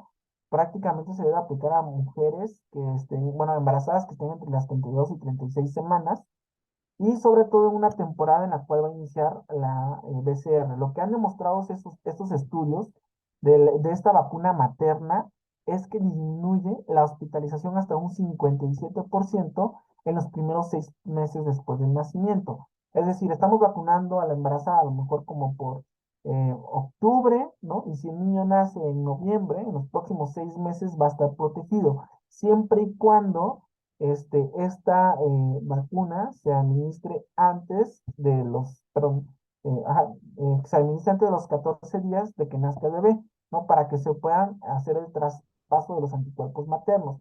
Esto es muy importante y esto a lo mejor con el tiempo va a ir cambiando la epidemiología de las bronquiolitis. Pero no solamente esto, ya en el mercado y apenas este año, en 2023, la FDA también aprobó el Nirsevimab. El Nirsevimab es es un anticuerpo monoclonal que tiene una ventaja todavía mayor que el palivizumab. Tiene la ventaja de que es única administración, de que abarca grupos de edades mayores, ¿no? Y que inclusive toma en cuenta a los niños sanos, ¿no? Es decir, aquellos niños sanos se administra este anticuerpo monoclonal y protege hasta un 80% de una enfermedad grave por bronquiolitis. ¿A quienes se recomienda? A todos los menores de 8 meses que nacieron durante o están entrando en su primera temporada de BCR. Es decir, si el bebé nació, por decirlo, en julio y ahorita en noviembre, pues está teniendo unos 4 o 5 meses, ¿no? A este bebé podemos vacunarlo, ¿no? Siempre hay que aplicarlo al inicio de la temporada y con esto vamos a proteger. Pero aquí hay que tener algo muy importante, siempre y cuando la mamá no haya sido vacunada contra BCR durante el embarazo. Si la mamá se vacunó, de alguna forma este niño también va a estar protegido. Es decir, tenemos dos intervenciones de prevención, tanto la vacuna materna como el anticuerpo monoclonal, que es nirsevimab, y la mayoría de estos bebés que nacen de una madre vacunada no requieren el utilizar nirsevimab. Entonces vamos a decir, pero ¿qué pasa con aquellos niños que son mayores de 8 meses y que tienen entre 8 meses y 2 años, ¿no? A lo mejor, pues estos niños, hay que recordar que es su segunda temporada de BCR, y al ser la segunda temporada, el riesgo de una infección primaria es menor. Sin embargo, algunos niños, aun si no se expusieron la temporada pasada y esta es su segunda temporada que se exponen, pero tienen riesgo de desarrollar una enfermedad grave, como son aquellos que tienen una enfermedad pulmonar crónica o que tienen una inmunodepresión grave o que tienen fibrosis quísticas, se puede recomendar la administración de nirsevimab. Entonces, esta es un anticuerpo monoclonal que sin duda esperemos que pronto lo tengamos en el país. En Estados Unidos ya se aprobó, aunque hay una alerta sanitaria allá en Estados Unidos del uso limitado del nirsevimab. ¿Qué quiere decir? Que la cantidad del producto todavía no es tan importante y seguramente pues todos los que tienen niños menores de 8 meses van a querer aplicarle el anticuerpo monoclonal y entonces no vamos a tener suficiente, una distribución importante, bueno, al menos en Estados Unidos, y por lo tanto aquellos que sean candidatos a la administración del palivizumab continúen con esta administración. Ahora, que hay que tener muy en cuenta que este nirsevimab ahorita todavía no está en México, pero que en un futuro esperemos que sí lo tengan, así como la COFEPRIS aprobó ya la compra bueno, el uso de las vacunas de Pfizer y Moderna, igual lo mismo esperemos que suceda con nirsevimab. Sin embargo, las otras medidas que siguen siendo pues muy importantes en la prevención son las intervenciones no farmacéuticas, que siguen siendo un enfoque muy predominante para la prevención de BCR, como es el lavado de manos, el distanciamiento social, sobre todo de menores, ¿no? En esta temporada de inviernos es muy importante que todos los niños que nacen en invierno, hacerles las recomendaciones a los padres de que no reciban visitas, ¿no? O que si van a recibir visitas, que las visitas usen cubrebocas, que se laven las manos, que estos niños pequeños, pues si tienen hermanitos que están enfermos, que de preferencia que me han dicho que no se acerquen a este niño, ¿no? Esto es muy importante que nosotros tengamos para proteger a los pequeños de una bronquiolitis grave. Eh, Todas estas medidas han demostrado ser útiles, lo siguen siendo, ¿no? De hecho, esa fue la razón por la que en el 2020 y en el 2021 no hubieron tantos casos de bronquiolitis, y entre más grande se exponga el niño al BCR, su presentación clínica todavía va a ser más leve. Y ya concluyendo esta plática, pues debemos de tener en cuenta que el BCR contribuye de forma muy importante en la morbilidad y mortalidad a nivel mundial en menores de 5 años, pero muy predominantemente en los primeros 6 meses en países como el nuestro, de ingresos bajos y medios. Y que los cambios que se presentaron debido a la pandemia por COVID-19 también modificaron el comportamiento epidemiológico y clínico del BCR, y por lo tanto nosotros como profesionales de la salud debemos de tener un abordaje muy importante. Es un desafío en la práctica clínica porque debemos de estar vigilando cómo es el comportamiento cada año de estos virus respiratorios, no solamente de BCR. Debemos de ver cómo está siendo el patrón epidemiológico y también debemos de favorecer aquellas recomendaciones que están avaladas pues por los organismos internacionales para mejorar pues nuestra práctica clínica. Les agradezco la atención, no sé ahorita si hay alguna pregunta. Gracias, doctor. Sí hay algunas preguntas, las voy a leer. Acá pregunta la doctora Norma que para los médicos de primer nivel en las clínicas alejadas, ¿es útil nebulizar con solución salina y 3 disparos de salbutamol? En ocasiones es lo único que alcanzamos a tener. Eso dice la doctora. Eh, la solución salina sola, o sea, la del 0,9%, no es útil en realidad. Lo ideal es hacer la solución salina hipertónica, ¿verdad? Normalmente a veces lo difícil es conseguir el concentrado de sodio, el hipertónico, ¿no? Y cuando esto sucede, digo, en los centros de salud, si no se dispone de la solución salina hipertónica y el paciente requiere un manejo hospitalario, lo ideal es mandarlo a valoración por hospital. Hay que tener en cuenta aquí que la solución salina hipertónica, de acuerdo a lo que recomienda la Academia Americana de Pediatría, solamente debe de ser en pacientes hospitalizados. Si el paciente no tiene criterio de hospitalización, es decir, dificultad respiratoria o que requiera oxígeno o rechazo a la alimentación, entonces no sería necesario los disparos de salbutamol ni la solución salina normal. Lo más recomendado sería enviarlo a a un segundo nivel o a un hospital en caso de que presente algún dato que requiera nebulización. Gracias. ¿Alguna pregunta más? No alcanzo a leer ya más preguntas, sin embargo, yo tengo dos, doctor. Una, Ah, bueno, en una revisión que hice del Up to Date, en el apartado donde dice infecciones respiratorias con sibilancias, menciona que en niños en un segundo evento de sibilancias sí pudiera usarse algún broncodilatador. Y bueno, efectivamente yo he leído que ya no, o sea, no deberíamos usarlo, pero sí, sí lo recomiendan ahí en un segundo cuadro, pero y la otra es en un curso que nos dieron en línea, precisamente de la CONAPEME, un exponente nos decía que en niños con cuadros, bueno, más bien nos mostraba que ahorita ya el manejo cambió para infecciones respiratorias que cursan con sibilancias, que ya debemos usar esteroides. Él Su enfoque había sido en asma, pero hizo ese apartado y esa observación, doctor. Esa es mi duda. Gracias. sí. Sí, sigue siendo muy controvertido, ¿no? Cuando hablamos de bronquiolitis específicamente, las guías siguen sin recomendarlo, pero es controvertido porque no todas, o sea, hay algunas que recomiendan, por ejemplo, el salbutamol con la administración de esteroide, en algunos lo que han utilizado es la dexametasona oral, ¿no? Y en otros prednisolona.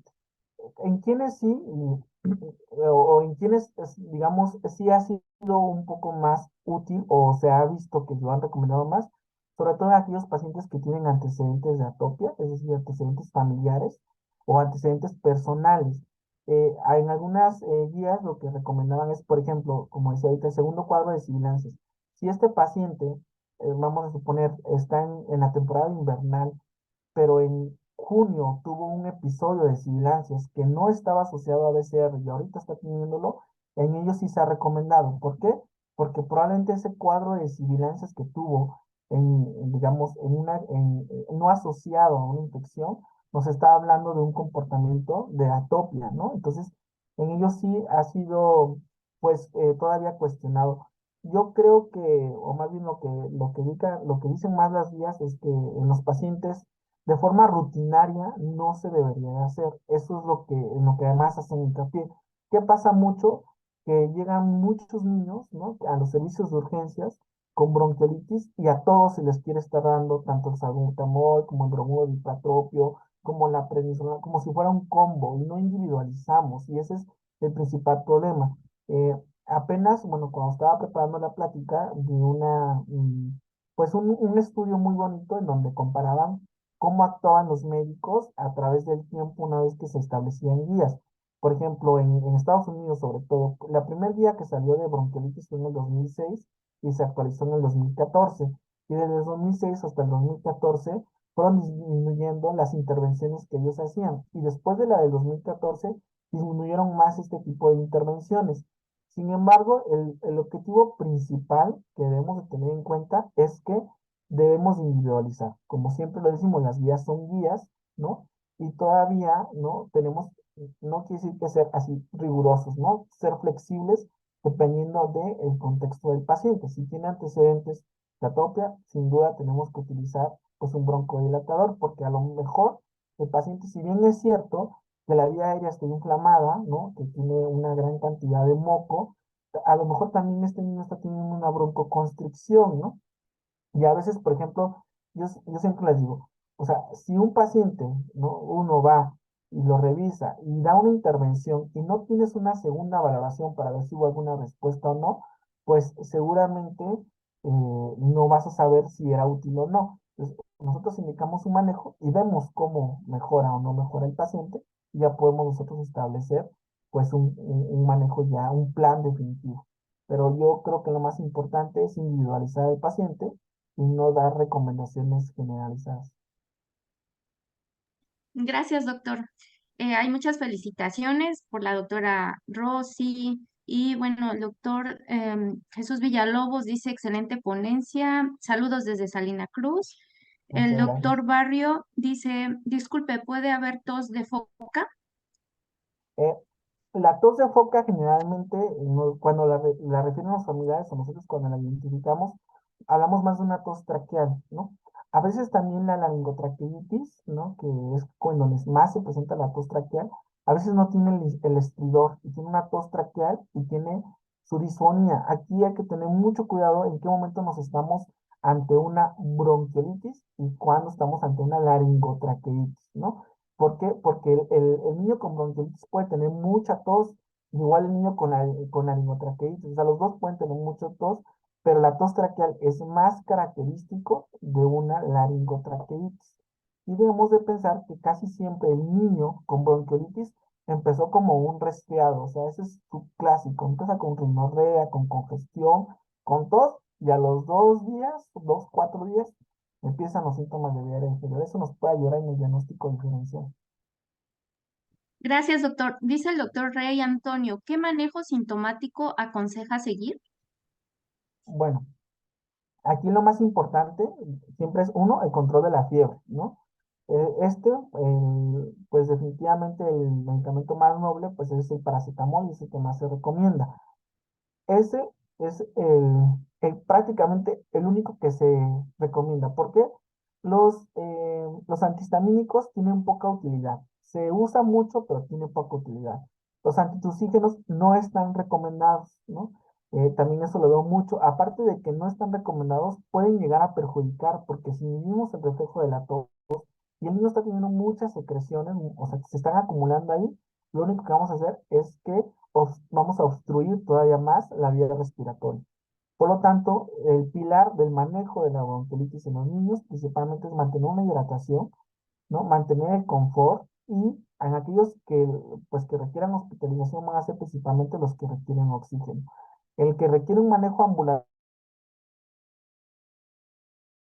si ustedes ven que tiene dificultad respiratoria, está dejando de comer, está en apnea, ¿no? O sea, deja de respirar, porque eso puede suceder, acudan a valoración. Algunas guías también recomiendan, por ejemplo, que en niños menores de 6 meses, aunque no tengan esos signos de alarma, decirles que acudan a valoración en unos 2, 4 días posteriores a la identificación. ¿Por qué? Porque a veces los papás no se dan cuenta de la gravedad o no se dan cuenta de la desaturación hasta cuando ya es muy importante.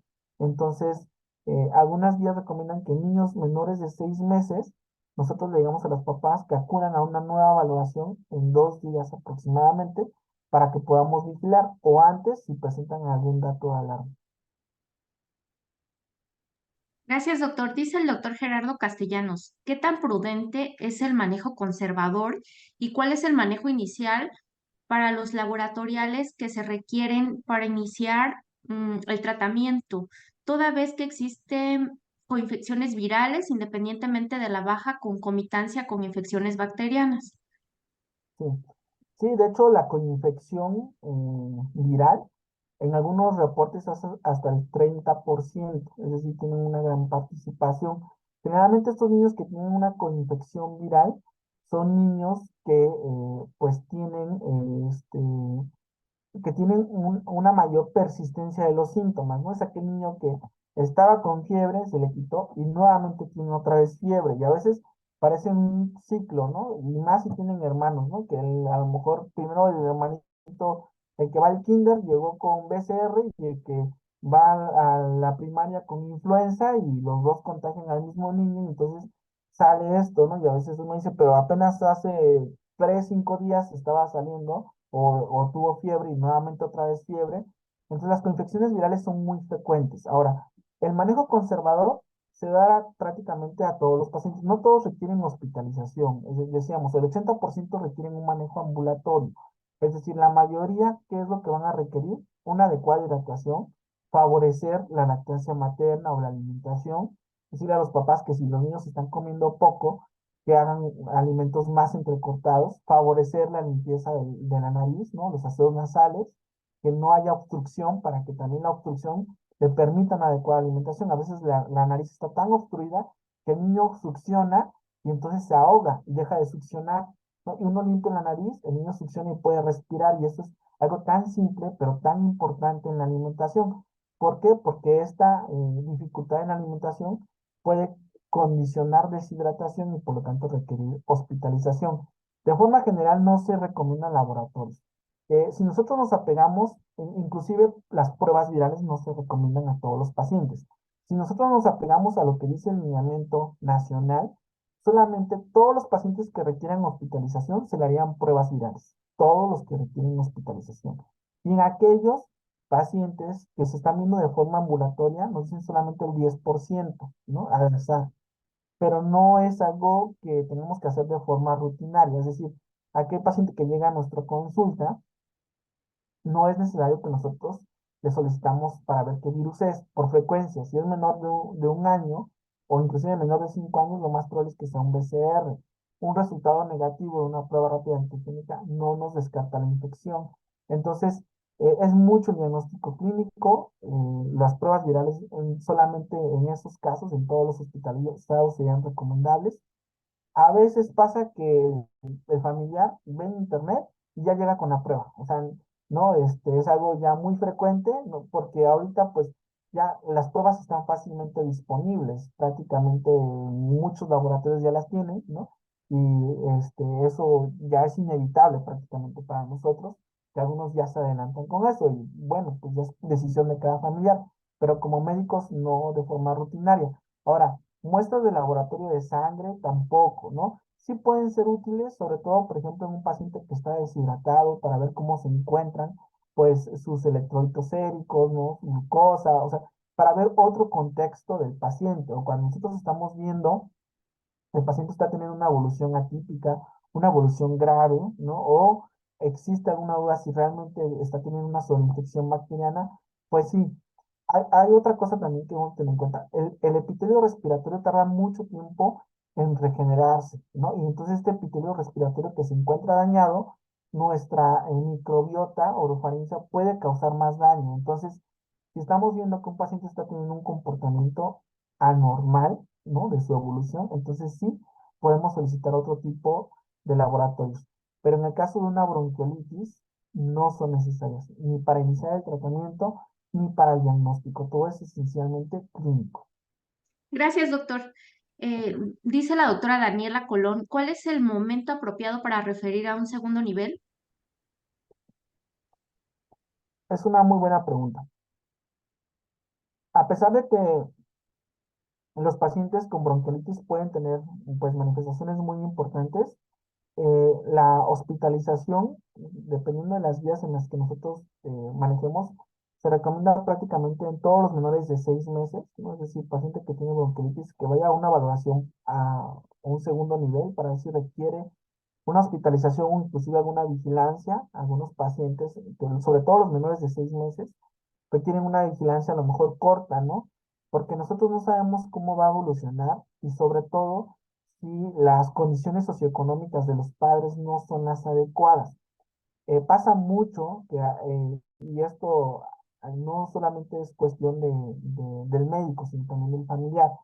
A los papás se les dice, "Oh, acudan a valoración, ¿no? Y el niño, los papás no lo ven tan mal, ¿no? Y de pronto tienen un comportamiento muy súbito, es decir, muy rápido. Estaban bien en la mañana que fueron a valoración, en la noche se pusieron mal y a veces para transportarse a llegar a un hospital es muy difícil. Bueno, al menos yo, por la experiencia allá en el hospital de Miahuatlán, a veces pasa así de comunidades que están a 6, 8 horas, ¿no? Que fueron a una valoración a su centro de salud, que les dijeron que acudieran a valoración al hospital y se esperan. Entonces, ese tiempo de espera a veces puede ser el que cambie el pronóstico del paciente. Decimos que en países de bajos recursos, por cada muerte hospitalaria que tenemos por BCR, hay 4 pacientes que no llegan, es decir, que mueren en su comunidad. Entonces, lo ideal es menores de 6 meses. Todo aquel paciente que desature, todo aquel paciente que ocupe oxígeno, necesita estar en un hospital forzosamente.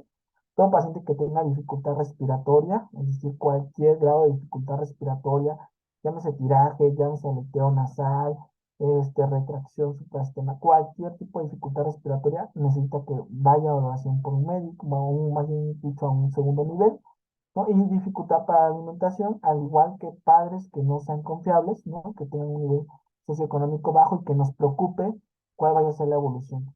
En estos casos yo creo que a veces es mejor, ¿no? Decirles, acudan a valoración, vayan a un segundo nivel, que darles la confianza cuando puede tener mucho riesgo de fallecer, sobre todo niños pequeños. Nuevamente, gran parte de los niños que se hospitalizan por bronquiolitis por BCR son niños sanos. Gracias, doctor. El doctor Eduardo García dice excelente ponencia y dice el suero vida oral o pedialite se puede ofrecer para rehidratar o evitar deshidratación en estos bebés y puede ser a libre demanda o tomas de 5 a 10 mililitros por kilo. Bueno, aquí lo más importante, ¿no? Más que, más allá de indicar alguna medida de rehidratación oral, siempre hay que favorecer su alimentación habitual. Decimos que los que tienen mayor riesgo son los menores de 6 meses. Cuando estos niños menores de 6 meses tienen lactancia materna, se debe favorecer la lactancia materna.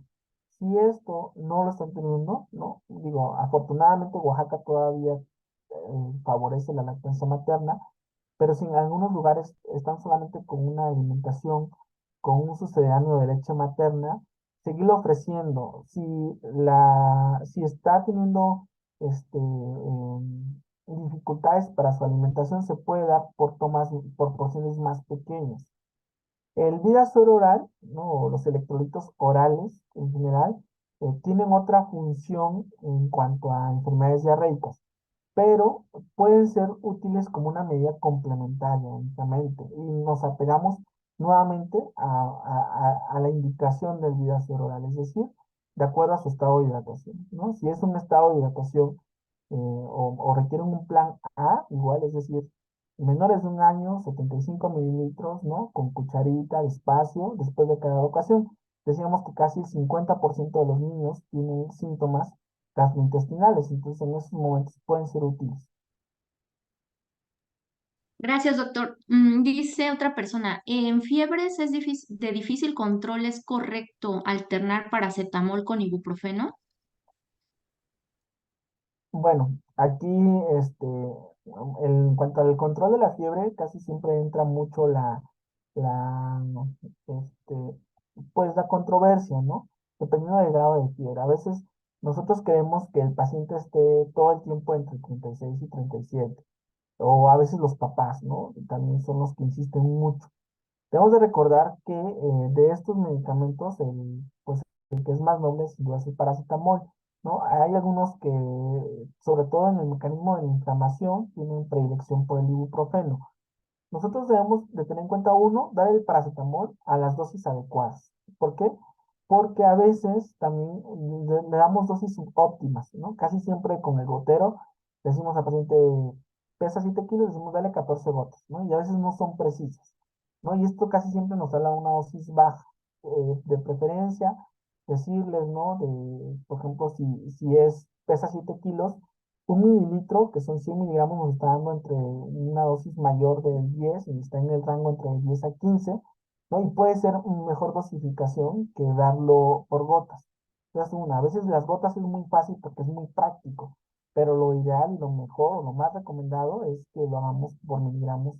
Lo de peso. Ahora, decirle a los papás que estos niños no siempre van a tener, pues cuando están enfermos no van a tener una temperatura al de la habitual, porque de pronto tienen 37,4, 37,6 y dicen es que sigue con fiebre, pero en realidad no es fiebre, es que en un periodo de enfermedad esa temperatura también está teniendo una función protectora. Finalmente, la fiebre también es una manifestación de que nuestro cuerpo se está defendiendo. Entonces, a veces ahí en relación al manejo de la fiebre de difícil control, sí hay mucha controversia en alternar el paracetamol con el ibuprofeno. No pienso que sea una práctica mala, aunque hay quienes cuestionan mucho este uso, pero sí hay que tener mucho cuidado de cómo indicamos estos antipiréticos y en qué momento estamos hablando de una fiebre de difícil control. Gracias, doctor. Aquí dice Yedani, en caso de alergia al paracetamol y a otros AINES, ¿cuál podría ser la alternativa? No, aquí es muy difícil. Bueno, este, generalmente cuando alguien es alérgico al paracetamol, que es raro, ¿no? Hay que tener muy en cuenta, si es una alergia real del paracetamol, pues generalmente utilizamos otros AINES, ¿no? Como ibuprofeno, metamizol, pero diferentes de otros AINES que tengan un comportamiento antipirético, no tendríamos como otra alternativa. Digo, sería difícil, pero sí, sí podríamos utilizar ibuprofeno, metamizol como alternativas al paracetamol. Ah, pienso que ya respondió porque acá la siguiente dice metamisol para control de la fiebre, ¿es opción? Dice un doctor. Sí, son opciones, finalmente son alternativas, ¿no? Este, realmente aquí, pues siempre les digo, ¿no? Aquí nos del más noble, y siempre el más noble sin duda va a ser el paracetamol. De ahí los otros antipiréticos en realidad son alternativas. A veces hay comunidades en las que no se cuenta con el ibuprofeno, el único que tiene es metamizol o viceversa, ¿no? Entonces, va a depender mucho de las características. Y algo también muy curioso, y a lo mejor esto no está descrito, pero uno lo ve mucho en la práctica, ¿no? Hay niños que con un antipirético responden mejor que con otro, ¿no? O sea, a veces algunos con el metamizol les da mejor que con el ibuprofeno y hasta el papá te dice que este sí le baja la fiebre y no hay un sustento, o al menos no hay, yo no he visto como algo que explique esto, pero es la realidad, o sea, a veces eso pasa y también de eso depende. Dice la doctora Claudia Fuentes, ¿qué debemos hacer cuando nos llega un paciente con aleteo nasal, tiros intercostales, sibilancias? Dice, ¿recomendable utilizar nebulizaciones con budesonida o sería enviarlo a segundo nivel? Enviarlo a segundo nivel. Bueno, hay que ver, pues, si es solamente aleteo nasal, lo primero que hay que hacer es favorecer el drenaje de las secreciones, ver si no está obstruida la vía aérea superior, quitar esa obstrucción, si aún así no mejora, hay que mandarlo a un segundo nivel. Gracias, doctor. Dice Inés Mosqueda, ¿se puede negativizar la prueba rápida de influenza cuando se dieron 2 dosis de oseltamivir? Sí, sí se puede negativizar en realidad. El oseltamivir lo que va a hacer es disminuir la replicación viral, al igual que la prueba rápida de BCR, esta después de los 4 o 5 días ya existe un riesgo de que salga negativo, pero sí se puede negativizar una vez que se inicia la oseltamivir. Gracias. Dice la doctora Hilda Aquino. Saludos, doctora. ¿Los lavados nasales qué tan útiles pueden ser? Son muy útiles, en realidad por ejemplo, cuando nosotros hablamos solamente de aspiración nasal, es decir, de las secreciones, a veces quitamos la mucosidad, pero no limpiamos más profundo. Entonces, actualmente, yo siempre lo digo, los inmunólogos, los alergólogos, los neumólogos, lo que más recomiendan casi siempre en su manejo de secreciones son aseos nasales, más que aspiración de secreciones, porque y debe ser un aseo nasal, no una irrigación nasal. Algunas veces lo que preocupa mucho con los aseos nasales, porque el aseo nasal idealmente debe ser es introducir la cantidad de solución salina suficiente de tal forma que salga del otro lado y que nosotros garanticemos una adecuada limpieza. A veces, pues muchas veces parece que el niño se ahoga, ¿no? Pero y a veces no sale nada. Entonces lo que hace, pues el niño lo que hace es deglutirlo.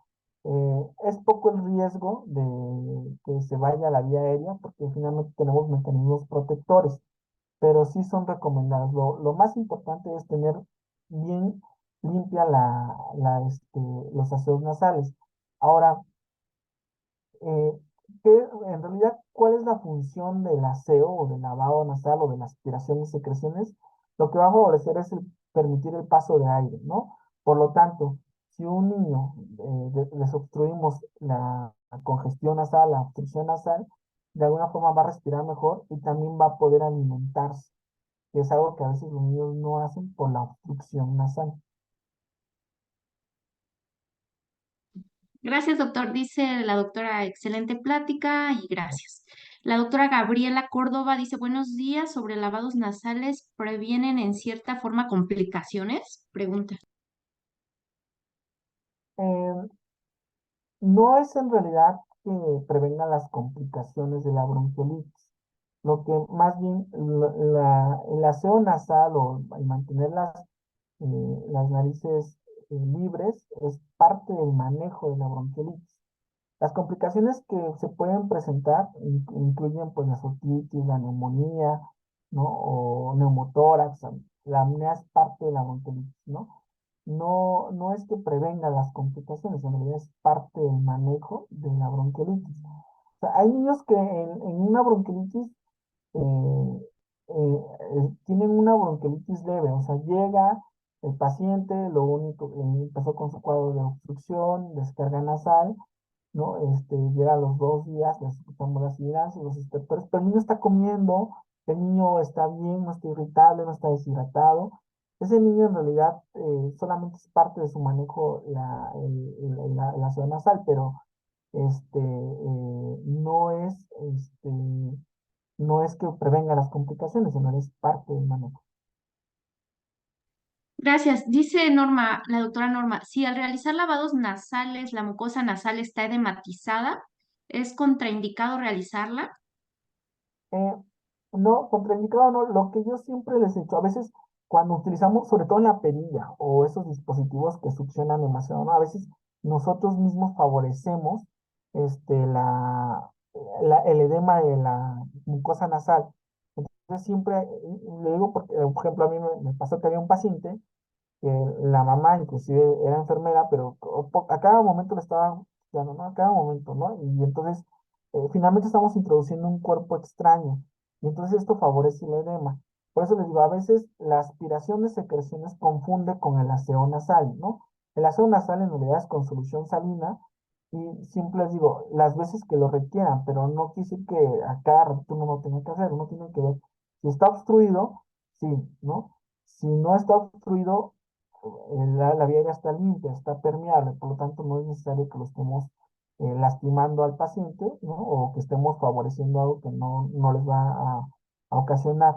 Contraindicada como tal no está, porque el aseo nasal solamente es solución salina, es lo único, ¿no? No es como tal un medicamento y lo único que va a favorecer es humectar. Lo que a lo mejor sí tendríamos que tener mucho cuidado es con la aspiración de la secreción, eso sí, porque en una mucosa nasal edematizada, si estamos introduciendo un cuerpo extraño, sólido, como una perilla o como un aspirador, ahí sí podemos lesionar, inclusive sangrar, ¿no? Gracias, doctor. Dice la doctora Citlali, ¿a partir de qué edad es correcto realizar lavados nasales? Eh, no hay una edad límite, en realidad puede ser desde recién nacido, ¿no? No hay un límite de edad mínimo. Se puede usar en cualquier edad, en realidad. Gracias, doctor. Dice la doctora Judith, desde mi punto de vista, las perillas deberían estar proscritas ya, así como ya no se recomienda aspirar la boca del recién nacido en forma rutinaria. Sí, pienso algo muy semejante, pero hablando específicamente de las perillas, ¿no? Creo que a veces confunde, la perilla lo que hace es succionar, pero no, no hace la limpieza. Por eso es que lo que recomienda más es que sean aseos nasales, más que aspiración de secreciones con asperillas. A veces puede ser muy traumáticas, pero a veces también puede ser el único recurso que tiene el paciente, ¿no? A veces es lo único y les da miedo inclusive hacer el aseo nasal. Entonces, nuevamente, uno tendría que valorar e individualizar a quién sí y a quién no. Gracias, doctor. Dice la doctora Beatriz Adriana, en sinusitis crónica, máximo ¿hasta qué tiempo pueden realizarse lavados nasales? Eh, Nada más, solo con solución salina deberían realizarse. ¿Qué ventajas tiene el uso para realizarlos con sinus rinse? Mm, Bueno, aquí es un contexto diferente porque estamos hablando de una sinusitis crónica. Una sinusitis crónica, estamos hablando de una sinusitis de más de 3 meses, ¿no? Porque crónica es solamente aquel que tiene los síntomas de más de 3 meses. Si todavía está entre las 4 semanas y los 3 meses, algunos lo consideran como una subaguda. Entonces, en el caso de las sinusitis crónicas, aparte de que el uso de antibióticos desafortunadamente digo porque se utiliza por mucho tiempo, lo que tenemos que favorecer ahí es el drenaje del moco de los senos paranasales. Entonces, ahí no solamente es la participación de los gaseos nasales, ahí muchas veces también tenemos que hacer uso de esteroides nasales, ¿no? ¿Para qué? Para favorecer el drenaje y disminuir el edema. Y el uso de los antibióticos que forman parte del manejo de los pacientes con sinusitis crónica. No hay un tiempo límite, de hecho, también hay que ver cuál es el motivo por el cual el paciente tiene una sinusitis crónica, si es una rinitis alérgica, ¿no? Si es una desviación del tabique o cuál es el verdadero motivo por el cual el paciente no mejora el tratamiento inicial. Pero en realidad los aseos nasales forman parte del tratamiento complementario. No es que un paciente con sinusitis crónica vaya a mejorar únicamente con los aseos nasales. Ahí sí requiere pues una valoración más completa que únicamente los aseos nasales. Ventajas con respecto al sinus rinse pues es algo realmente, pues en cuanto a comodidad, finalmente, porque este dispositivo lo que tiene es un irrigador nasal, pero inclusive los irrigadores nasales los venden solos.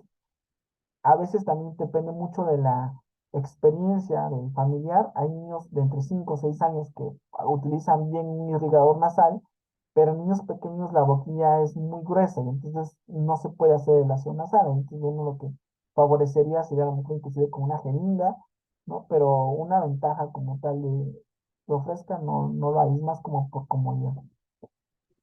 Gracias, doctor. La doctora Cindy dice, buenos días, excelente ponencia, felicidades. Mis respetos para los pediatras. De forma personal, yo hospitalicé 2 veces a mi hijo por bronquiolitis. Sinceramente es un proceso bastante largo, 2 semanas o más.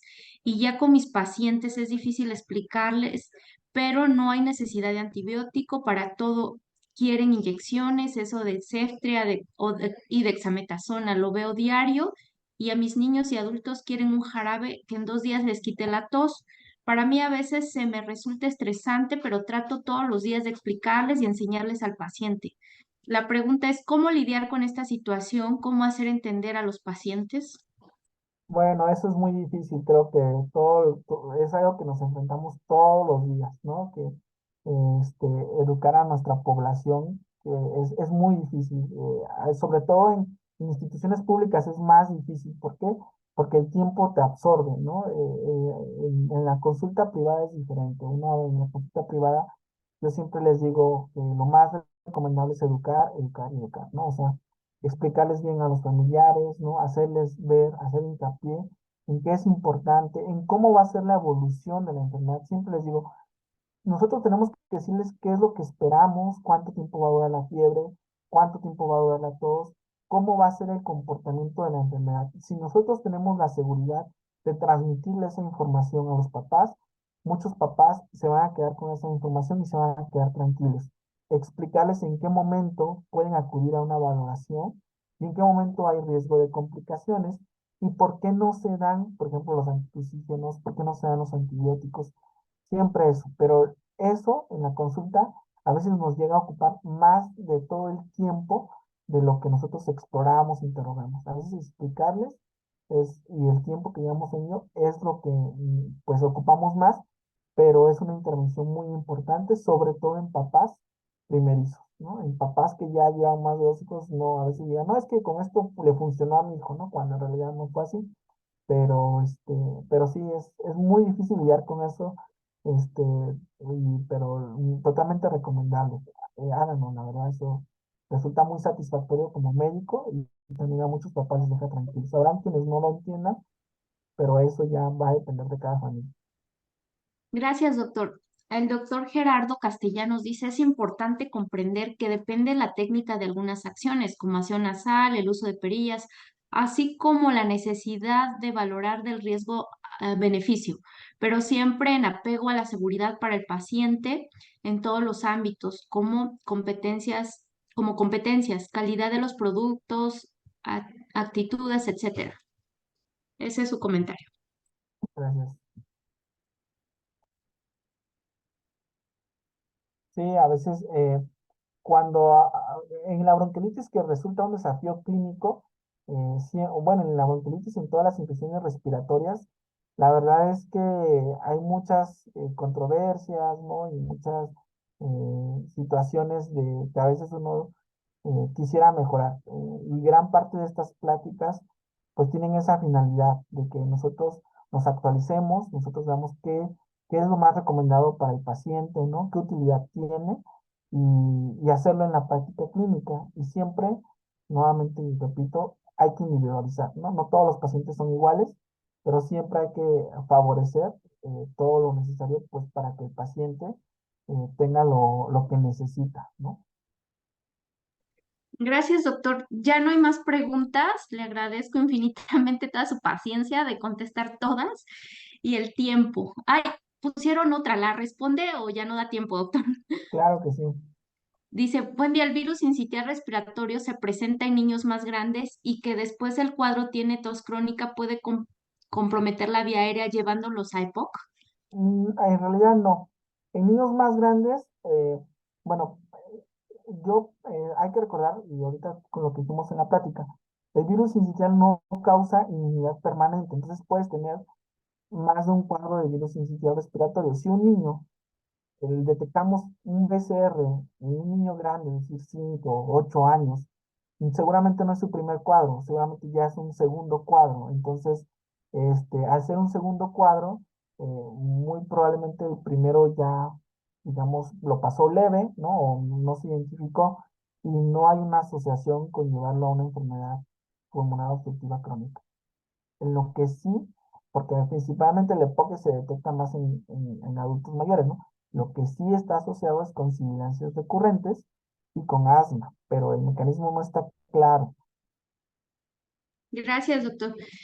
Un comentario de la doctora Judith dice, muchas gracias por su paciencia y tiempo para contribuir a nuestra actualización, ya que actualizarnos es desaprender. ¿No?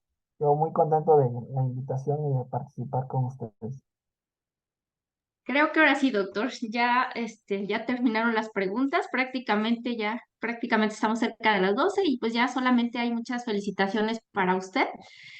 Siempre es un gusto escucharlo, la verdad, siempre hay mucho que aprender y sobre todo la forma en cómo usted coordina esta plática siempre es muy amena. Gracias, doctor. Muchas gracias por la invitación. Saludos.